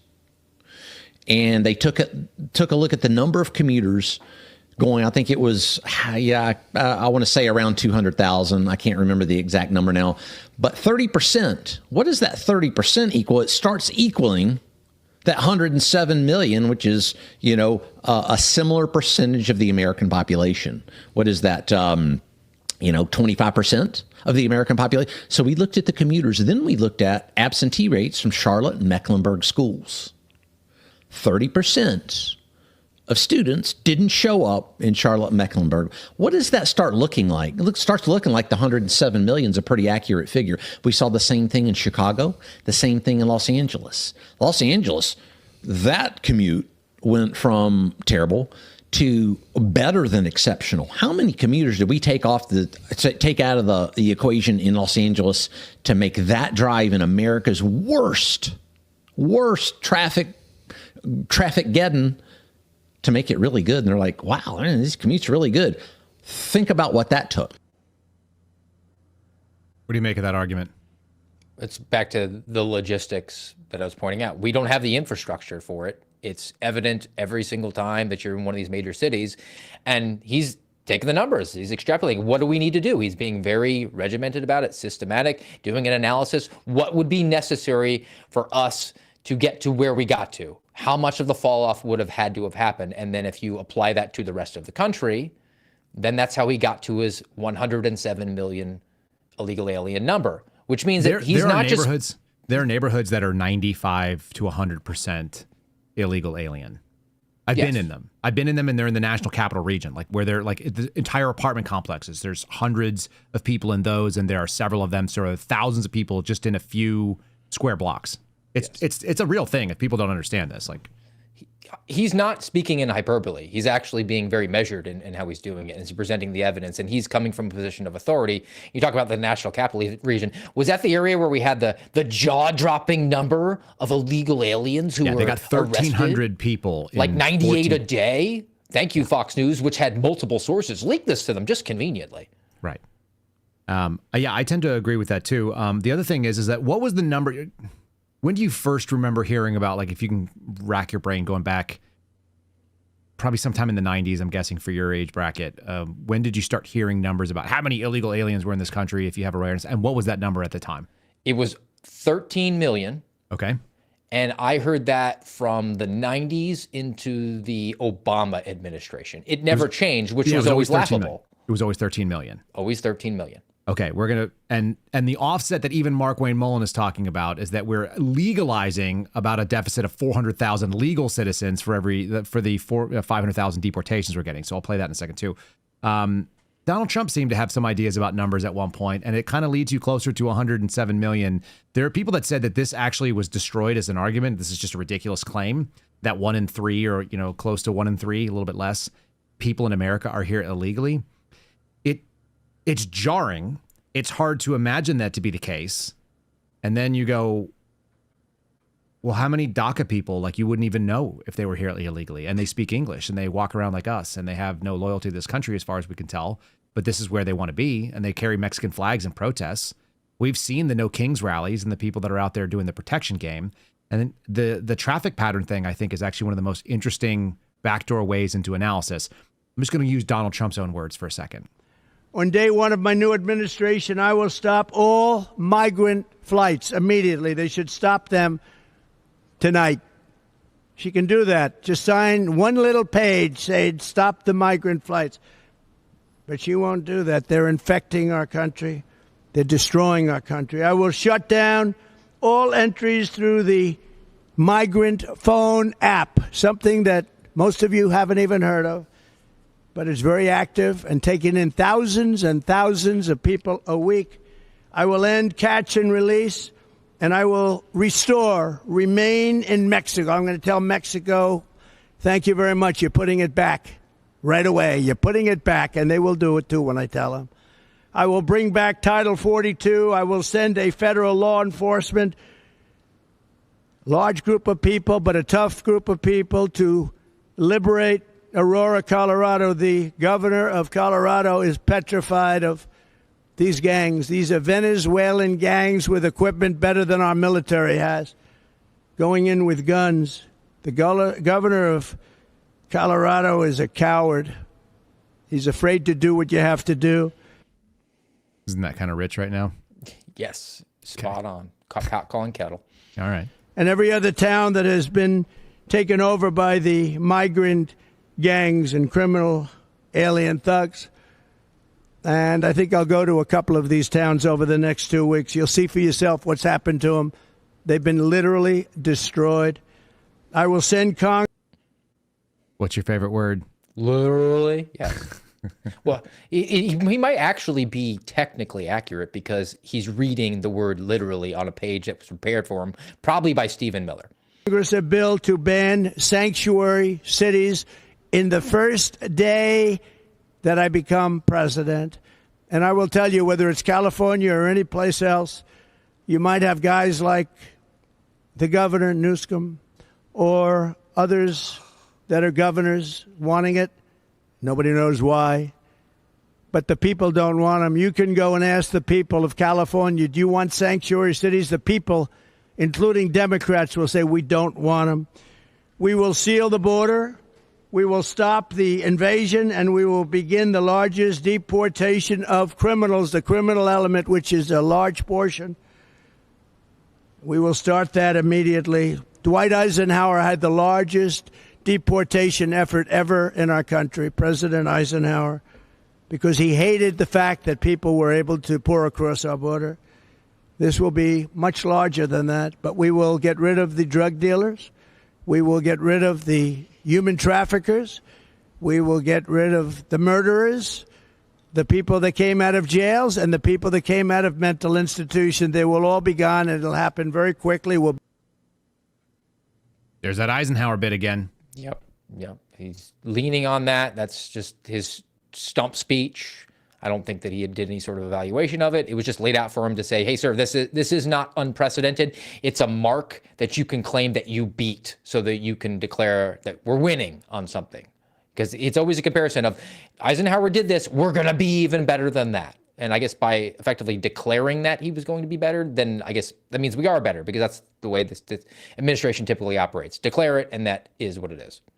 All right, I got one more of this before we get to the next phase, which, by the way, I had some from early in the actual presidency. I had some from January, I had some from April, I had some from March that were talking the exact same language. But the language was consistent going back to at least mid-2023 on the campaign trail. This was a pretty notable speech that got somehow interrupted. This is from July the 13th in Butler, Pennsylvania.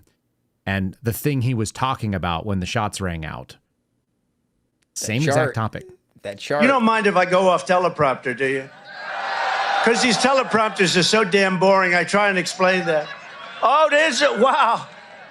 You guys are doing it. They're getting better with time. This is some of the best energy of all the things that he did for rallies, by the way. I've watched a bunch of them. This is some of the most high energy he had. That last one you guys just heard was September of 24. Anyway, this is before that in July of 24. My guys, take a look at that chart. Take a look at the arrow on the bottom. See the big red arrow, right? So that's when I left office. That was the lowest point, and that comes right from the government services, comes right out of Border Patrol. Take a look at that. So that arrow is the lowest amount of illegal immigration ever in recorded history into our country.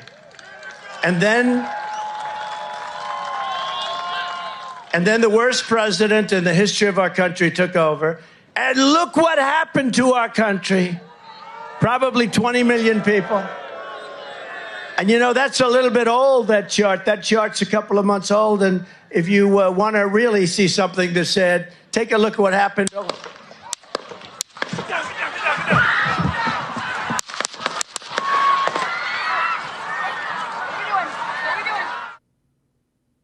It's not lost on me that sometimes I don't know that it had anything to do with the guy laying on the roof taking the shots. But the thing that he was talking about right there, right? Yep, I have the exact same thought.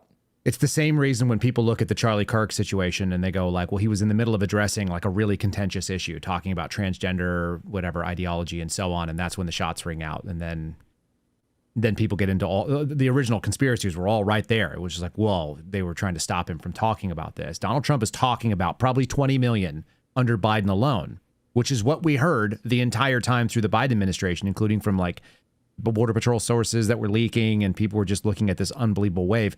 You can't bring in 20 million people in 4 years and tell me that there were 13 million previously and then make the argument that there's 20 million people here illegally. Yes, the math doesn't math on that at all. No, and so 100 million people makes a lot of sense. Some of them probably come here illegally and then leave at some point. That's probably likely. But how many people are visa overstays that came here initially legally and then stuck around? The numbers, whether it's 100 million, if it's half that, it's an insane number of human beings. And so I don't think Bovino's claim that this is the most important thing, that the people who came here that don't share your values and got it for nothing and then look down on you and feel entitled to it are not an existential threat to your country. I actually think they were, which is kind of why a lot of people thought that Donald Trump, even if they weren't crazy about a lot of stuff he did or what he was about or the way that he said it, they weren't like, oh, like this is my favorite guy. He was talking about a thing that everybody recognized was a real big problem. It's a problem for their children. It's a problem for their commute. It's a problem for pressures on housing. It's a problem for all the affordability and everything else. It's like, if you don't have a country, what are you doing then? Mm-hmm. And I thought it was called America First, which is that would mean America First for Americans, one would think. Anyway, that's the rug pull I feel like we got. God forbid you say that out loud, though, because that makes you one of the bad ones. Well, I'm just holding people accountable to their own words. That's not taking a side. That's just presenting the evidence like Greg Bovino is. That's saying, look, you said this thing. You were going to do this thing. You didn't do that thing. That's not my fault. You could give me a rationale for it. I'm willing to hear it. I'm willing to hear some sort of reasonable explanation for why you haven't got it done. Well, here's where the turn happens. So I have the turn. This is the ag secretary. Is that her name? Is that what she does? Is it interior or ag? No, it's ag. Interior is Doug Burgum with the eyebrows. Yeah, so this is Brooke Rowland. This is one of the first pivots that took place, and it was in July of 25, which I've identified as like one of the times when this stuff started going down. Yes. We lost the Epstein case shut down. Yes. Epstein is almost as much it's certainly a symptom. but it's almost like one of the bellwether indicators because it was an indicator of corruption. It was an indicator of 2 tiers of justice. It was an indicator of valuing children and saying, doesn't matter if somebody is rich, powerful, or connected, it, like, screw you. If you touch kids, if you are interested in women who are under the age of 18, like young women who are in their teens, they may be prostitutes, they may be teenagers, they may have like some semi-developed mental faculties. We don't care. This is America. Our values are we protect young kids from even their own bad ideas, especially if you're like a 40 or a 50-year-old like predator. Unless they age up and then they hit their like mid-20s and then they can marry someone who's their dad's age and then they can pull themselves up by their bootstraps. So there's that. So there's a time when you cross over and you age out of the protection, but the protection is supposed to exist under 18. So this is interesting that all these things happened about the same time. And yes, there was a steady decline into this moment, but this was the public turn, I think. This is one of the first times that I could find where the administration started saying, well, maybe we're going to start changing, we're going to start cutting that language a little bit. And here's what it sounds like. Surprised earlier in the week when we heard you say that farm workers would not be receiving any kind of amnesty for their work, undocumented workers who've been working on the same farm in the United States for years. Why the change of feeling about this? Well, listen, there's really been no change. This president has been unequivocal and made promises all along the way that this is not about amnesty. It's not about anything specific to that. This is about him backing the farmers, which he has always done. But the shortage in the farm labor and the importance of fulfilling that, we've got to secure the border. We've got to make sure that we're safe and secure, but that we can fix this problem under current law. And so Secretary Chavez DeRimmer over at Labor has been working on that. We talked about it in the cabinet meeting yesterday. The mass deportations continue, but they just continue within the big cities. Get the bad guys out first. But so ultimately, it's not. Forgive me for interrupting, Madam Secretary, but it's not an amnesty, you're saying, but it will be allowing farmers to continue to work with some undocumented workers. Have I got that right? Well, ultimately, we have to move toward a 100% legal workforce, and that's what this president stands for, and that's what we're doing. The mass deportations will continue, but the president has been very clear that we have to make sure we're not compromising our food supply. Go ahead, Steve. You look like you're going to explode. What do you want to say?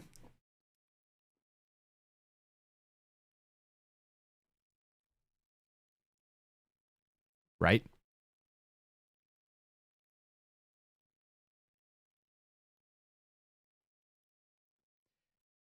What's crazy is there's no acknowledgement in this that we already have a migrant worker program where you can come here legally on a work visa for a season and do migrant work, and then you can return back to where you're from, and you don't have to leave. You don't have to leave all the money in our economy and so on and so forth.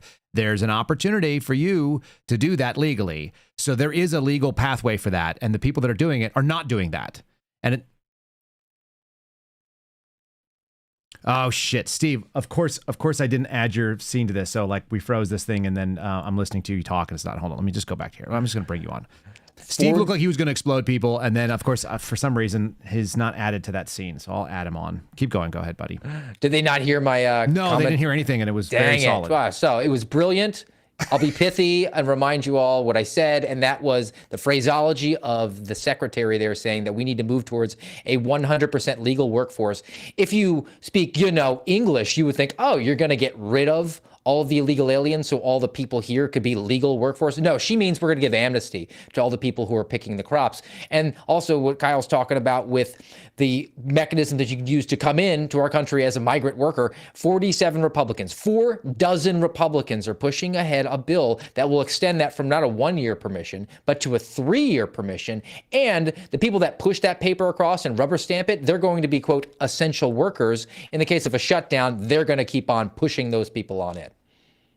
All right. So that's really, I'm sorry, that was frustrating because what you were saying was spot on at the moment. All right, I'm going to put her back on the screen here, and I'm going to see if I can advance this clip to where we were Surprised earlier. Let me punch it forward. Now I've added you on so you can talk. Sorry about that. Luckily the chat let me know. Like not too long. It was silence of me hearing like, how great. This guy's got it. He's got it dialed in. It's not an amnesty, you're saying, we go. but it will be allowing farmers to continue to work with some undocumented workers. Have I got that right? Well, ultimately, we have to move toward a 100% legal workforce, and that's what this president stands for. Yeah. This president stands for amnesty. So for people who are just listening, you wouldn't know this, and people who are watching, you're just seeing the Fox News cut here from Fox Business. But I'm looking at Steve in the background, and I can see his face look like he's going to explode. It like it all got contorted right when she said that. And it's like, oh, I love it that my friends and I are picking up on the same types of things. And it's really when you're tuned to hear what a pivoting lie looks like. This is what it looks like. And by the way, I have more of this, so just 1 second. And that's what we're doing. The mass deportations will continue, but the president has been very clear that we have to make sure we're not compromising our food supply. What is it that we say about sentences that include the word but? You can disregard everything at the beginning of that. So the mass deportations will continue, but we need slave labor to pick the crops. That's right. I think Nancy Pelosi made the same argument too. So that's always nice to find out who you're in the same camp with. At the same time. So again, Congress has to fix it. Our Secretary of Labor is on it. We've talked about it nonstop. Okay. Our It H-2A sounds like you don't visa yet have a continues. concrete proposal to deal with farmers who rely on undocumented workers. Am I right? Well, no, we are working on it. There's a concierge You're working on it, but that's system not a that's concrete been set up. proposal. Well, no, the president has been very, very clear. We need to make sure that the food supply is safe. Yeah. Lori Chavez DeRimmer is on it. She is leading the way. The H-2A program has been in place for a long time. The border has to be secure, and there will be no amnesty. So, listen, none of this is easy. We weren't put in place here for any easy I agree with you 100%. solutions, but It ain't easy. The president is moving forward. It's not easy, but I don't think it's fair to say there is a concrete proposal when you're still working out details to try to deal with the needs of farmers who need a lot of these undocumented workers, and at the same time not providing an amnesty. But on freaking real. First of all, thank you very much, former Secretary Chavez DeRimmer, who was diddling the security staff and was actually credibly accused of saying to her second in command, I need you to do this job because I'm just a ceremonial figurehead who wants to use the plane to fly around to go visit my friends and family. So really serious people, a woman appointed to Secretary of Labor, by the way. And then we have following up, well, we need to rely on Congress. This is the exact thing that the Obamas did, that the Bidens did. They said it's ultimately Congress's responsibility to pass the legislation in full knowledge that it's never going to happen. And the only action. Yeah, is that the same Congress that's going to get us the Save America Act and secure the elections? Yeah, they're all over it. I mean, when they get done tweeting that it's really the Democrats' fault that we can't get voter ID and then going on a 34-day vacation. Yeah, I'm sure they'll get around to it. Maybe they'll have a hearing, write a strongly worded letter, but that gives them the cover for action and say, look, this is, we're reliant on our Article 1 branch. They have to pass the law that's going to make it illegal to be an illegal alien. And we're going to sit in a holding pattern on our constitutionally required responsibility that we enforce the sovereignty of our nation's borders. Listen, we're working on that. We got Susie Wiles on it. Isn't that right, Susie? Tom Homan.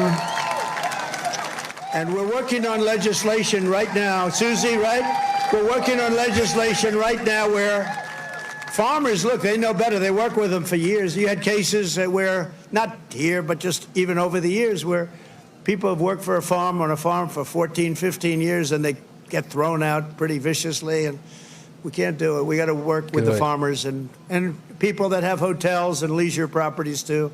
We're going to work with them, and we're going to work very strong and smart, and we're going to put you in charge. We're going to make you responsible, and I think that that's going to make a lot of people happy. Now, serious radical right people, who I also happen to like a lot, they may not be quite as happy, but they'll understand, won't they? You notice that the cheering drops off completely. It is pin drop. You can hear the one guy who's accosting him. I also like how he's not wearing the Make America Great Again hat. He's just wearing USA, yeah, that's which fair. Any neocon can throw on. Yeah, this was also in July of 25. Hey, do you think so? Madam Secretary, look at you with a white hat on. Do you think they'll understand that? You're the one that brought this whole situation up? Oops. Okay. On my first day back in the White House, I will terminate every open borders policy of the Biden administration. Stop the invasion of our southern border and begin the largest domestic deportation operation in American history. We have no choice. That's how you get the cheers. That's how the cheers show up, Steve. We have no choice. But if it's not only going to affect the nation's food supply, which would be at least a rational justification for the right, but fallout. also the nation's leisure properties. Leisure properties and hotels, which I think you have quite a bit of interest in, Mr. President. Right. That's good. Listen, here's Tucker talking about the thing that you were talking about. We don't know if he's listening to Steve Friend or what, following his Twitter posts, but if you guys aren't, it's at Steve Friend, and you'll get this update before you hear it from mass communicators. Washington, of course, and ICE and the Border Patrol are the two main instruments. Take a look at the new head of the entire immigration enforcement operation. This is a former senator from Oklahoma called Markwayne Mullin, and he's taken over in the last year. This is the guy Trump hired to deport over 100 million illegals. Watch this. We have naturalization ceremonies every single day in the United States that federal government's open. We have hundreds of thousands of people. In fact, we're real close to 900,000 individuals that have been naturalized in the last 12 months. There's a legal system to go through. Wait a second. This is the guy who runs Department of Homeland Security, Markwayne Mullin, who was hired by Trump to deport all these illegals who came into the country over the last 20 years, but particularly over the 4 years under Joe Biden. 50 million, they told us. And here he is this month, that was August 4th of this month, sitting before the National Governors Association, bragging about how many of these people have become citizens. Almost 1 million, 900,000. What? Was that the promise? Did Trump run less than 2 years ago on the promise to give citizenship to people who came here illegally? Wasn't it the opposite of that? Take back the White House from Kamala Harris. I believe we are going to have the 4 greatest years in the history of our country. Starting on day 1, I will seal the border and stop the migrant. We're going to stop the migrant invasion. We will stop the migrant invasion into our country. Not sustainable by any country. We will carry out the largest deportation operation of criminals in American history. Tucker's right. Markwayne Mullin, in that clip, and another portion of it, and when he is talking to the National Governors Association, he talks about how he worked with an organization called No Labels, which is a leftist group, for more than 2 years on crafting legislation that they just couldn't get across because it just became political, not political, because he doesn't pronounce all the syllables. And included in that legislation that Markwayne Mullin was proud of and was announcing was how ICE would be prohibited from doing enforcement activities at sensitive locations like churches and workplaces and polling stations.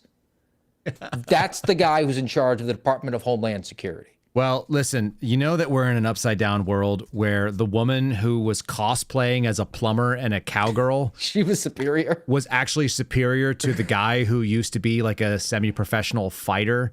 The woman who didn't notice that or didn't care that her husband was running around with like crooked, wonky, enormous fake boobs and trying to turn himself into a 50-year-old male bimbo. That woman was superior to the guy who theoretically is like an actual tough guy who was challenging like Teamsters to fight on the floor of the Senate. Oops. Like, how did we...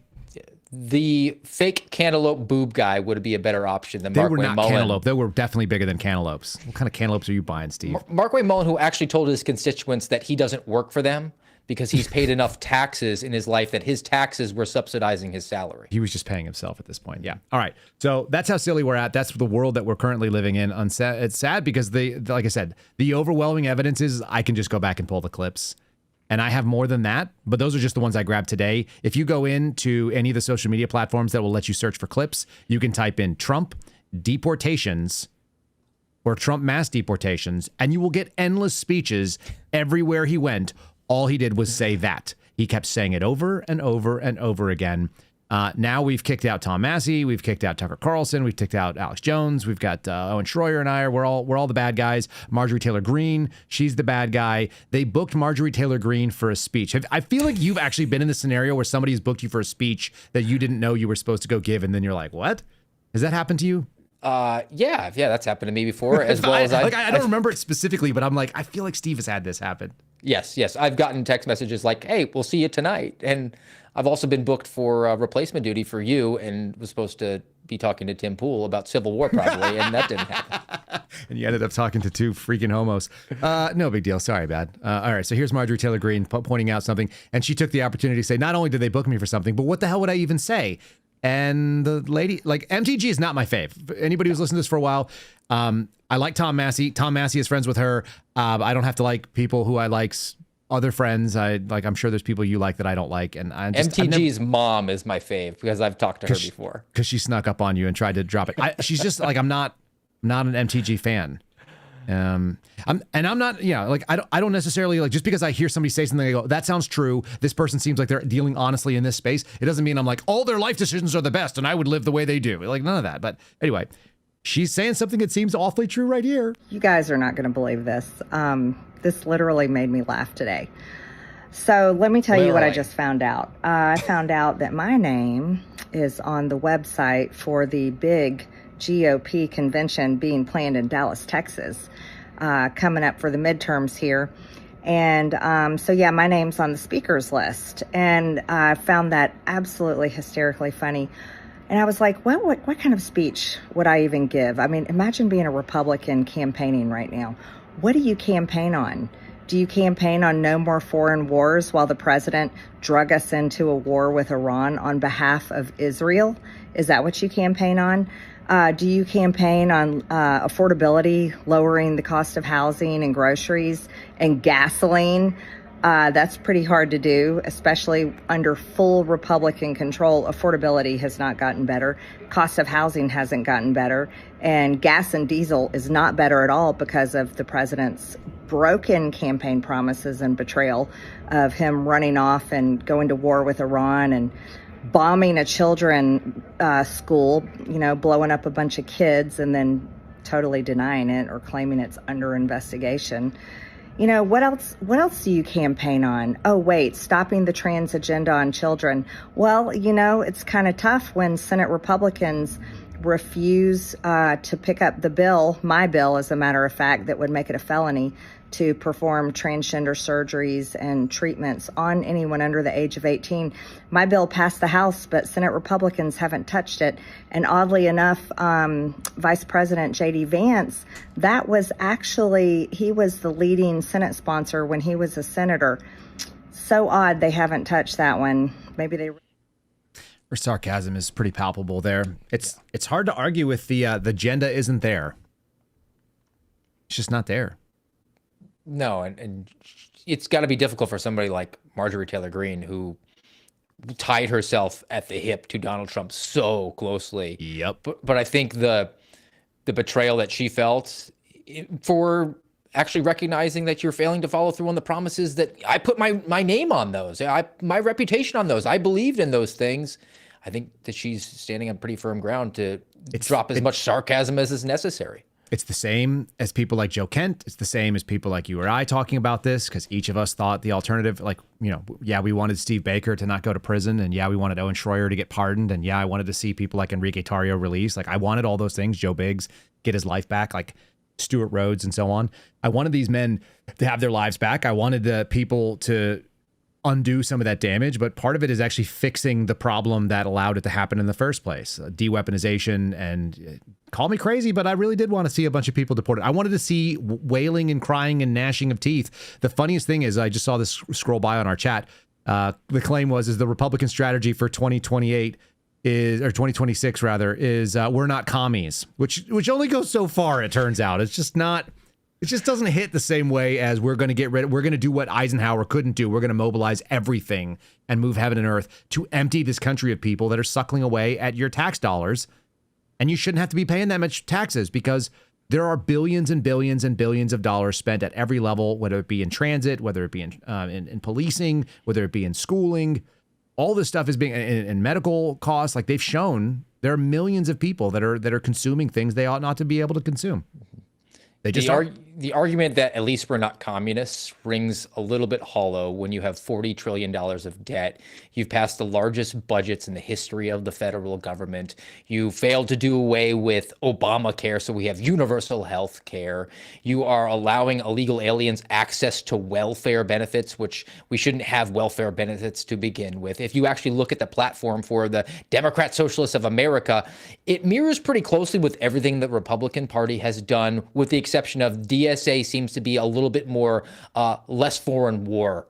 We should probably not be dropping warheads on foreheads. And then you're kind of up a creek. It's craziness. Maybe you just need to be more optimistic about it. Have you thought about being younger and more optimistic and not knowing anything, Steve? I have, but today's my birthday, so I'm getting older. Have you thought about running for Congress so that you also could have a job where you don't do anything and get paid to do it? I did for a moment, and then I was told that Corey Mills was the shoo-in, and they were going to throw their backing behind him. All right. Well, maybe you should move to Wisconsin because it doesn't matter what your qualifications are. Have you worked in did you ever work a summer job when you were in college? I did. You're qualified for Congress then. So let's get this going. Here's Matt Gaetz, who we like. How young was Matt Gaetz? He was pretty young when he went into Congress too, wasn't he? Yeah, I think he was in his 30s. Should we ask that? How old was Matt Gaetz? No, not how long. All right, whatever. Let's just start with what Matt Gaetz has to say, and then I'll see if this makes any sense here. Young guy from Wisconsin is going to step up. His plan is optimism and talking about affordability. He knows a lot about that. He's 26. It's a key swing state. Affordability is at the top of every issue matrix. How are you talking to voters about that? We've seen some other candidates struggle with that question. Yeah, simply put, I'm running to keep the American dream alive and affordable here in northern Wisconsin. I see these Democrats coming out with a solution to the problem. They call it socialism. Why did you start laughing, Steve? Because the question is very specific. And he said, well, I'm just running because reasons. Okay, good. The promise of free stuff. Well, my grandparents came to this country from communist Cuba. They came here for a new life in America, and we know exactly what the cost of that free stuff really is. But it's very simple. All we need to do is run on President Trump's agenda. We need to make his tax cuts permanent. We need to lower costs, and we need to support our farmers and small businesses. With illegal alien labor? Is that what you're going to advocate for? At least I'm not communist. Opportunities for people whose grandparents were around communists, I guess. I don't know. Maybe they pulled themselves up by their boob straps. The boob straps is an option.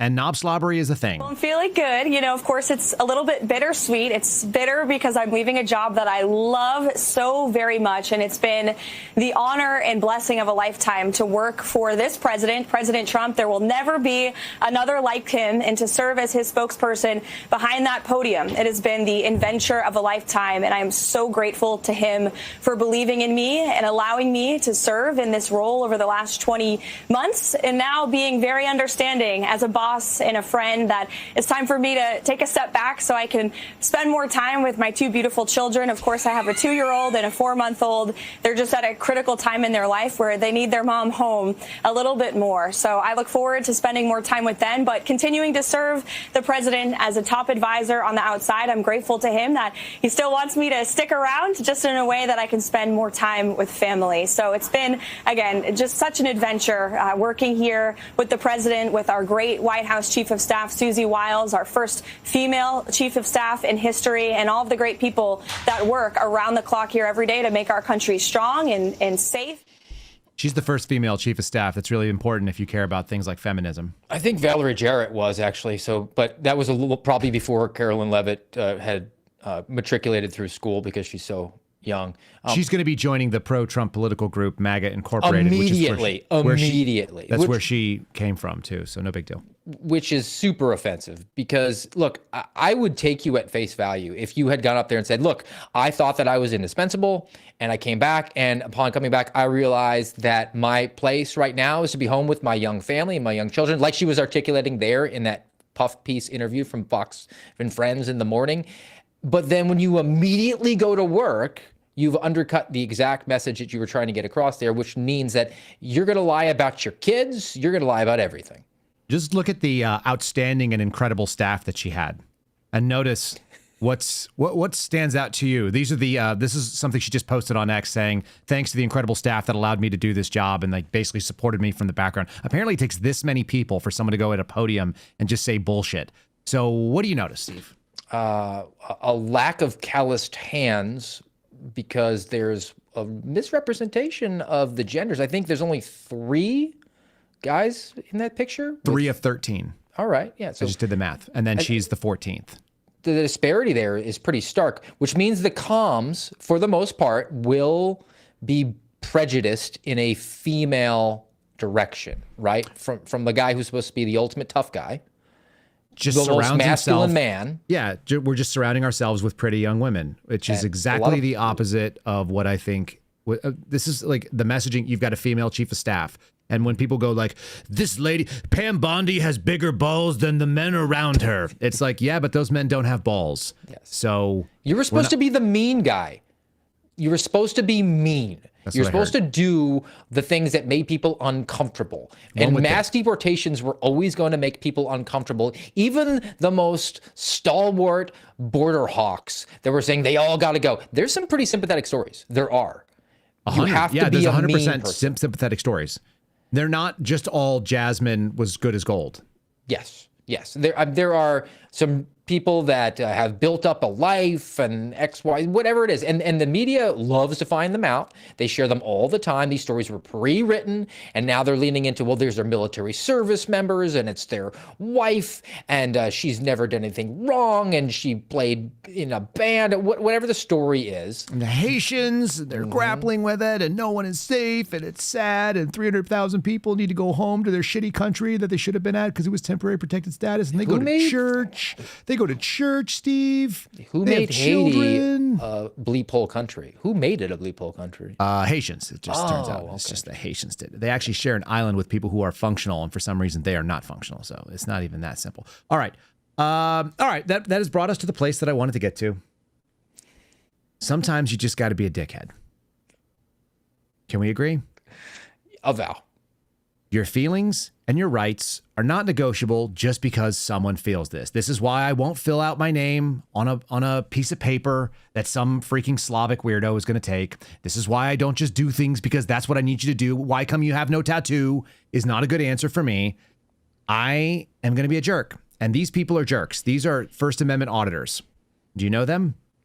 I have interacted with them before. They are infinitely entertaining to watch from the outside. They are infuriating. But when they find a really good lady who has feelings and is trying to do the rational, reasonable thing, I can imagine that these arguments would work really well on people that are very sympathetic to whatever it is that gets the Trump administration moving today. So these people, and the fact that people are willing to fall over and do what they say because the argument is compelling. It's like, why are you being a dick? And it's like, oh, I guess I shouldn't be a dick. I think we elected a dick. That's what I heard. I heard months and months and months and months of, I'm going to throw everybody out of this country because I'm a dick. And everyone was like, yeah, we need a dick. And then he was like, the best I can do is Lake of America. All right, here we go. We're going to be on the screen for this. Sir, how are you today? I'm all right. I don't need to be on your camera. You can turn that right off. You can turn that right off. Why would I turn it right off? Because I have a right, and you have a right to what? I have a right to ask you and come say hi and see what you're doing. Well, you have a right to ask, yeah. Yeah, and I don't need to be filmed. You are being filmed.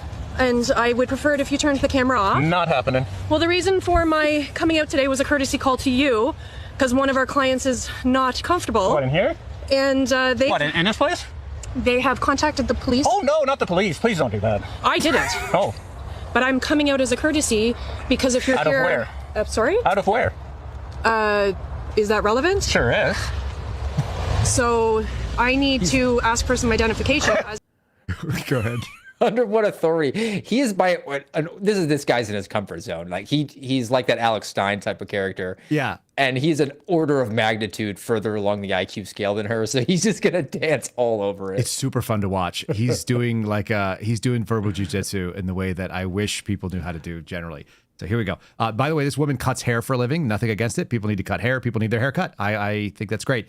It's very funny that she's injected herself into a role that she is just not going to do well with. So here we go. Now my face is on your camera. It sure is, and then there it will remain. Okay. Yeah. Okay, well then, that's great. Oh. So who are you? Can't give you that information. Can I see your ID? You sure can. Yeah? Do you have a driver's license I can see? Absolutely, as soon as the police get here. You would show me your driver's license. That's fucking No, nuts. I will That show has it your to- address on it. I will show it to the police. Sure. I'm not going to show them anything. It's my job to address concerns Isn't with your my job to, like, clients. cut hair? I'm so sorry? Is it your job to, like, cut hair? My job is to protect the rights of my clients, and if I have someone come up to me who is uncomfortable, then This misplaced energy is where I see this. And I've decided that I'm going to protect things that have nothing to do with me. They have nothing to do with anything. I just feel like something is wrong in the world, and so I'm going to go out there and try to fix it. I have no ability. I have no authority. I can't force this man to do anything. I'm going to go get in a kind of hostile, aggressive stance with someone who physically could beat me to death. That's really where it is. Look, he's a jackass. He's a jerk. 100%. But if you come at it from a different perspective or a different approach, hey, sir, I understand that you're out here doing that. That's fine with me. I just happen to have a client who's really uncomfortable. Would you mind just turning it away for a minute while she walks by, and then we're fine here? And he might continue to be a jackass, but you're going to have a lot more opportunity to have good luck with it if it goes that way. Yeah, you're not gonna win this. So anyway, but she's gonna keep trying. So we're gonna continue on because it's too much fun not to. This gets more entertaining. I'm coming for information. This is not an attack. What rights are you trying to protect? I am not, sir. I don't understand the rights that you're trying to protect. Sir, let me speak. Why don't you answer the question? Because you're not answering mine. Yeah, I don't have to. And neither do I. Yeah, but you say you're trying to defend somebody's right No, in I'm here. not defending anything. You said that. This That is was the not a actual words out of your mouth. This is not a conversation of aggression. This is me trying to introduce myself to you, and you took it down a different path. So I will gladly stand here until the police get here, and you can give your information to them. Oh, I won't be giving my information to them. So what's funny is that these auditor guys are looking for this gold. This is like panning for gold, and this is the big nugget. It's like, oh, I found a retard that wants to engage with me in a hostile way, and then people are compelled to watch this stuff because it's very engaging. None of this is accomplishing her mission. It's 100% accomplishing his mission. And this is how I see a lot of these sort of things go. You get tied up in the discussion about, well, we should be doing all these like minutia things. It's like, no, we need to just writ large get rid of people. You got sidetracked by what's nice, what's fair. This lady got sidetracked into this thing. So anyway, the nugget is fun still, but I just find this to be this attitude and like this person being a voter is why it's not going to change. This is why I'm a stochastic terrorist, because I know we're not changing when these people are out there. There's no reason for any animosity or aggression. This was me coming out to say, hey, sir, how are you? Because I actually thought you were from Dufferin Media. And if you wanted to... Who's Dufferin Media? I don't know, someone who films things for Dufferin County. For Dufferin County? Yeah, Why would I be Dufferin Media? We recently had a security breach in our back parking lot where people were causing problems and filming things. And that client was impacted by said person. Oh, so really? it is my job. That is the most litigious, weird language that anyone's ever used in a normal conversation. Is grasping for anything to try to keep this conversation going because she's scared of being awkward and quiet. Yep. He leaves some holes for her to just keep going. It is my job to come out here and ask questions. Is it? And introduce myself, because guess what? If you're from Dufferin Media, we were expecting you 3 days ago. I'm not if you're not from Dufferin Media, then that's a different situation. Yeah, I'm not Dufferin Media. Hi, how are you today? Not bad. I'm just checking to see if I got a phone call. Well, what rights am I violating of somebody's in there? That's not for me to decide. That's up for the police. Yeah. My purpose out here right now was to come out and say, hey, Jim, are you from Dufferin Media? My name's because not if Jim. you are, let's have that conversation inside. And my customer thinks that you're here to cause harm to them. And if that's not the case... What, I'm going to cause harm at a hair salon with a camera? Then if that's not the case... How does that even happen? Then you can clear that air and start the conversation again, because my intention was to come out and say, hey, how are you? Where she keeps saying what her intention was to say, hey. She said a lot of things that were not hey. Anyway, we just got a super chat from from YouTube saying they, them energy, they, them energy, they, them. Anyway, I very much like that there are these people out there, and it just reminds me, it's like, we thought we were going to have rational conversations. No, what we're actually going to have is emotional conversations, and a lot of women are being marketed to. And that's how we're not voting our way out of it, because this is silly. This goes on for 20 more minutes, Steve, which I'll post over on Locals just for fun if anybody wants to see it. It's inner freaking taining. And I couldn't find this again if I wanted to, but having watched it, I was like, oh, is it?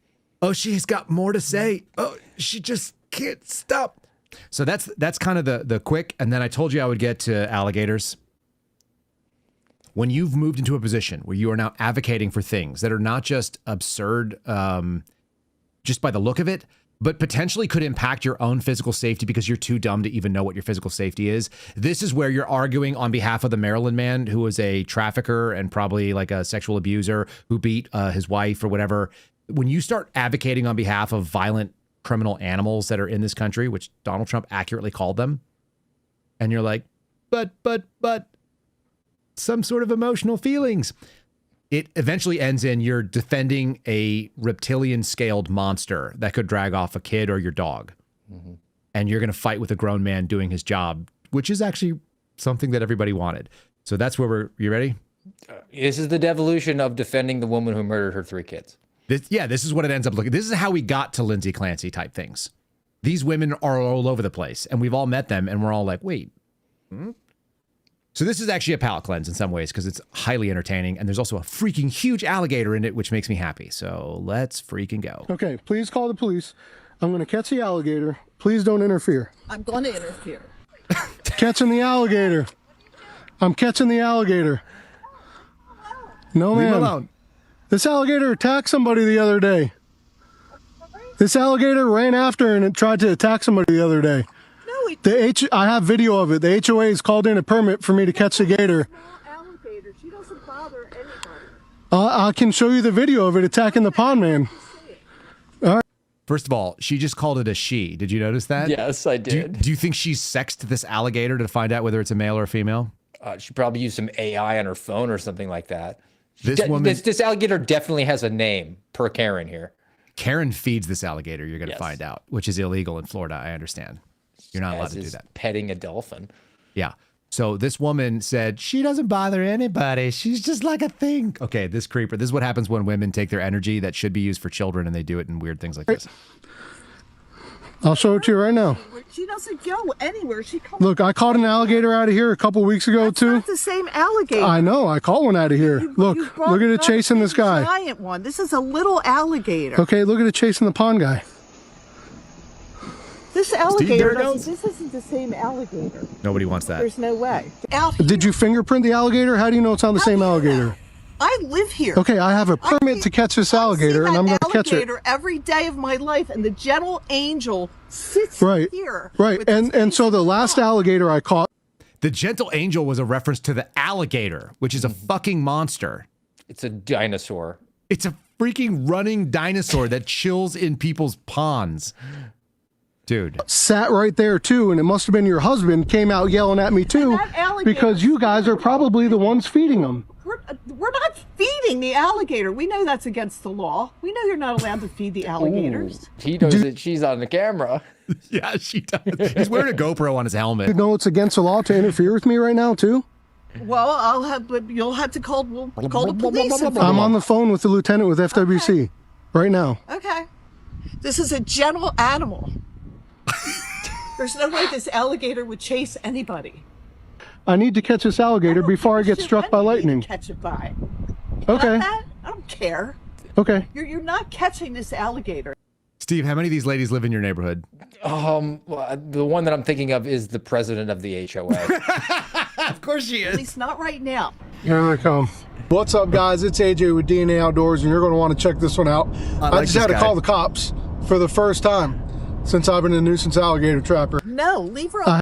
Bro, I didn't know there was such a job as a nuisance alligator trapper, but I just found out what you need to be doing. I need to submit I will help job you get set up. Dude, I will set you up with whatever equipment. This sounds like right up my alley to set you up. I'll buy the equipment and send it to you, and you are going to be Steve Fred. You're going to do it by like jogging to it, and then you'll jog at home.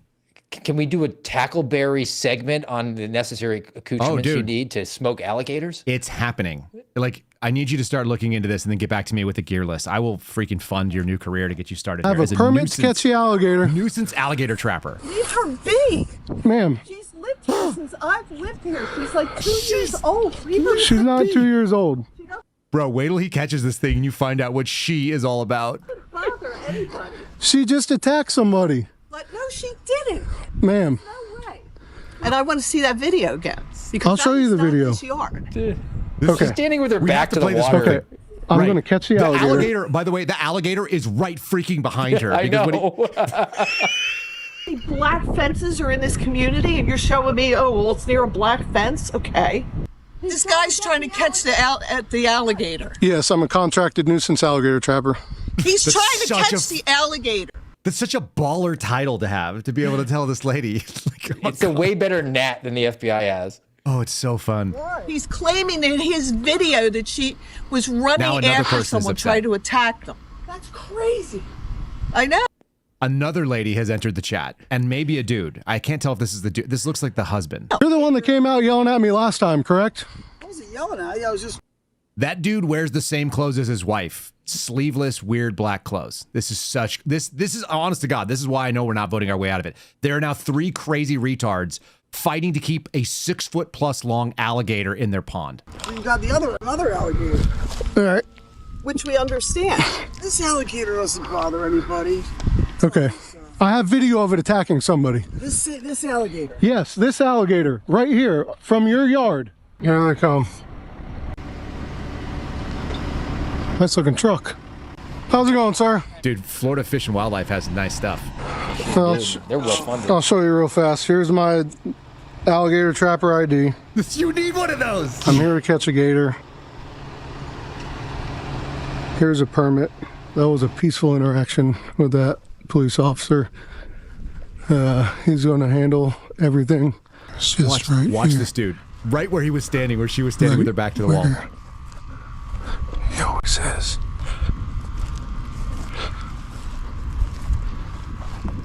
Is he going to noose it? No, well, he is in a second. First, he's going to catch it on a line. You're going to learn how to do your job right here, Steve. OJT. Here we go. Dude, this is the fastest hookup I've ever seen. There we go. Gator on, baby. Gator on. There he is. How about that? Dude, this would be the most fun job to have. Dude, this guy's awesome. There we go. Yeah, he seems good at it, too. Man. I think you could get good. He is fat, too. There ain't a chance that he ain't being fed. 100%. This gator's You can being GoPro. fed. I'll get you. I've already got a 360 GoPro camera you can have, man. I'll get you squared away with mics and everything. Look at this. Guys, this is Now Steve's we new really job. got him. There we go. Get him up on the bank. Look at the size of this freaking Oh, thing. man. Let's see. He's 4 or 5 feet long. 4 to there. Is he bite? 5. He won't bite me, right? All right, he's 6'2". Here we go, baby. We're gonna load him up in the trailer. Oh yeah, this ought to be fun. These other gators. These other gators got to have another roommate. He just got him in the back Back of his up, trailer. buddy. Back up. Back Steve. up. Go on. Back up. Back up. They're all duct taped up and He hissing is at him. not and happy. Oh man, he's thick. On to the next one. He's got 2 of them in there. He's got 2 freaking huge alligators in the back of his truck. And that lady came up, does he bite? He's not going to bite people, is he? Like, you crazy chick. Yeah, he's got duct tape. You want to hang around there and find out if it works? It looks like it probably works. Dude, that's how I know we're screwed. All right, I'll take them off the screen here. First of all, we found you a new profession. Absolutely. And we've been looking at it for a while. But women who are going to make friends with freaking reptilian dinosaurs that are still cruising around, that thing should be a pair of boots. Suicidal empathy right there. Yeah. It's the same thing they say to the illegal alien that picks their freaking strawberries. You don't want to separate families. We don't No, want to I separate don't. families. The families can go too. Does he rape? Does he rape? No? No. That's a baby. He's here to help us. He's picking the things.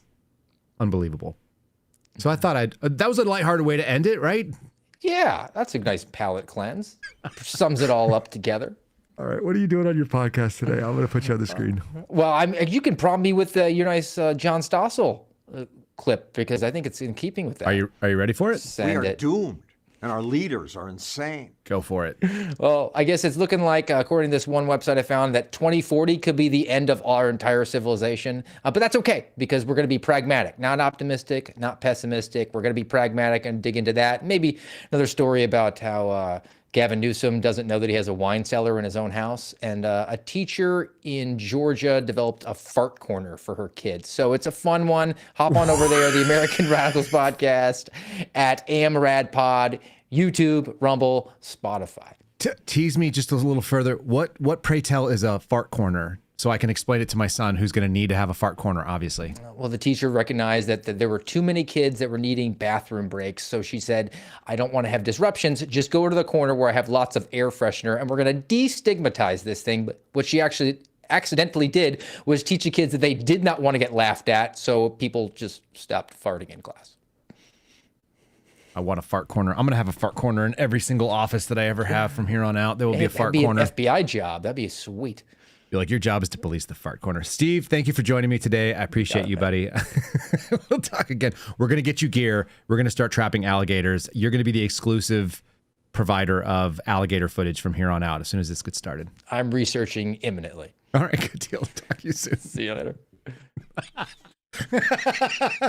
We need to get Steve Friend on this. Guys, is that not going to be your favorite channel? Start gaming out names. You can put them in the comments below for Steve's alligator nuisance alligator trapper channel. I don't know what it's called, but you know what it's called, so let me know what it's called. And then I'm dead serious. Like, Steve needs a job anyway, so let's just have him hunt alligators. That sounds so fun. You can't do that in Texas. You can't get away with that. There's like 3 guys that can professionally hunt hogs. I'll get him thermal. I'll help him get totally decked out. We'll see, like, night vision of these damn things moving around. Yeah, the whole deal. He already loves going to the alligator farms anyway, so even more fun. That's it for us today. It really is. If you guys want to make sure that you are supporting the program, it's quite easy to do. You can do so by joining us on Locals. Again, thanks always to the folks that support us. All the call-ins from last night, you guys did a great job. Some really weird stuff. We even got a call from Mitch McConnell's AI ghost last night. That was a really good time. I enjoyed it. I think you guys may get a kick out of the call-in show. If you want to be part of it, KyleSerafin.com will take you to all the local places you need to get to. And I'll add Tackleberry on there right there. If you're watching on any of the channels, you can also scan this, and it'll take you to the link that's over on the Locals channel for all of our sponsors too. Have a good weekend, y'all. I'm going to go see what my kiddos are up to, and I hope you guys have some fun. I'm going to try to get some shooting done. So we'll try to have some reviews for you shortly on the Tackleberry Project. God bless all of you. Work on your Fs, and yeah. Stay cool out there. We'll see you on Monday. Thanks for listening to The Kyle Seraphin Show, streamed live weekdays on rumble.com/Kyle Seraphin. Follow Kyle on Twitter, Truth Social, and Instagram @Kyle Seraphin.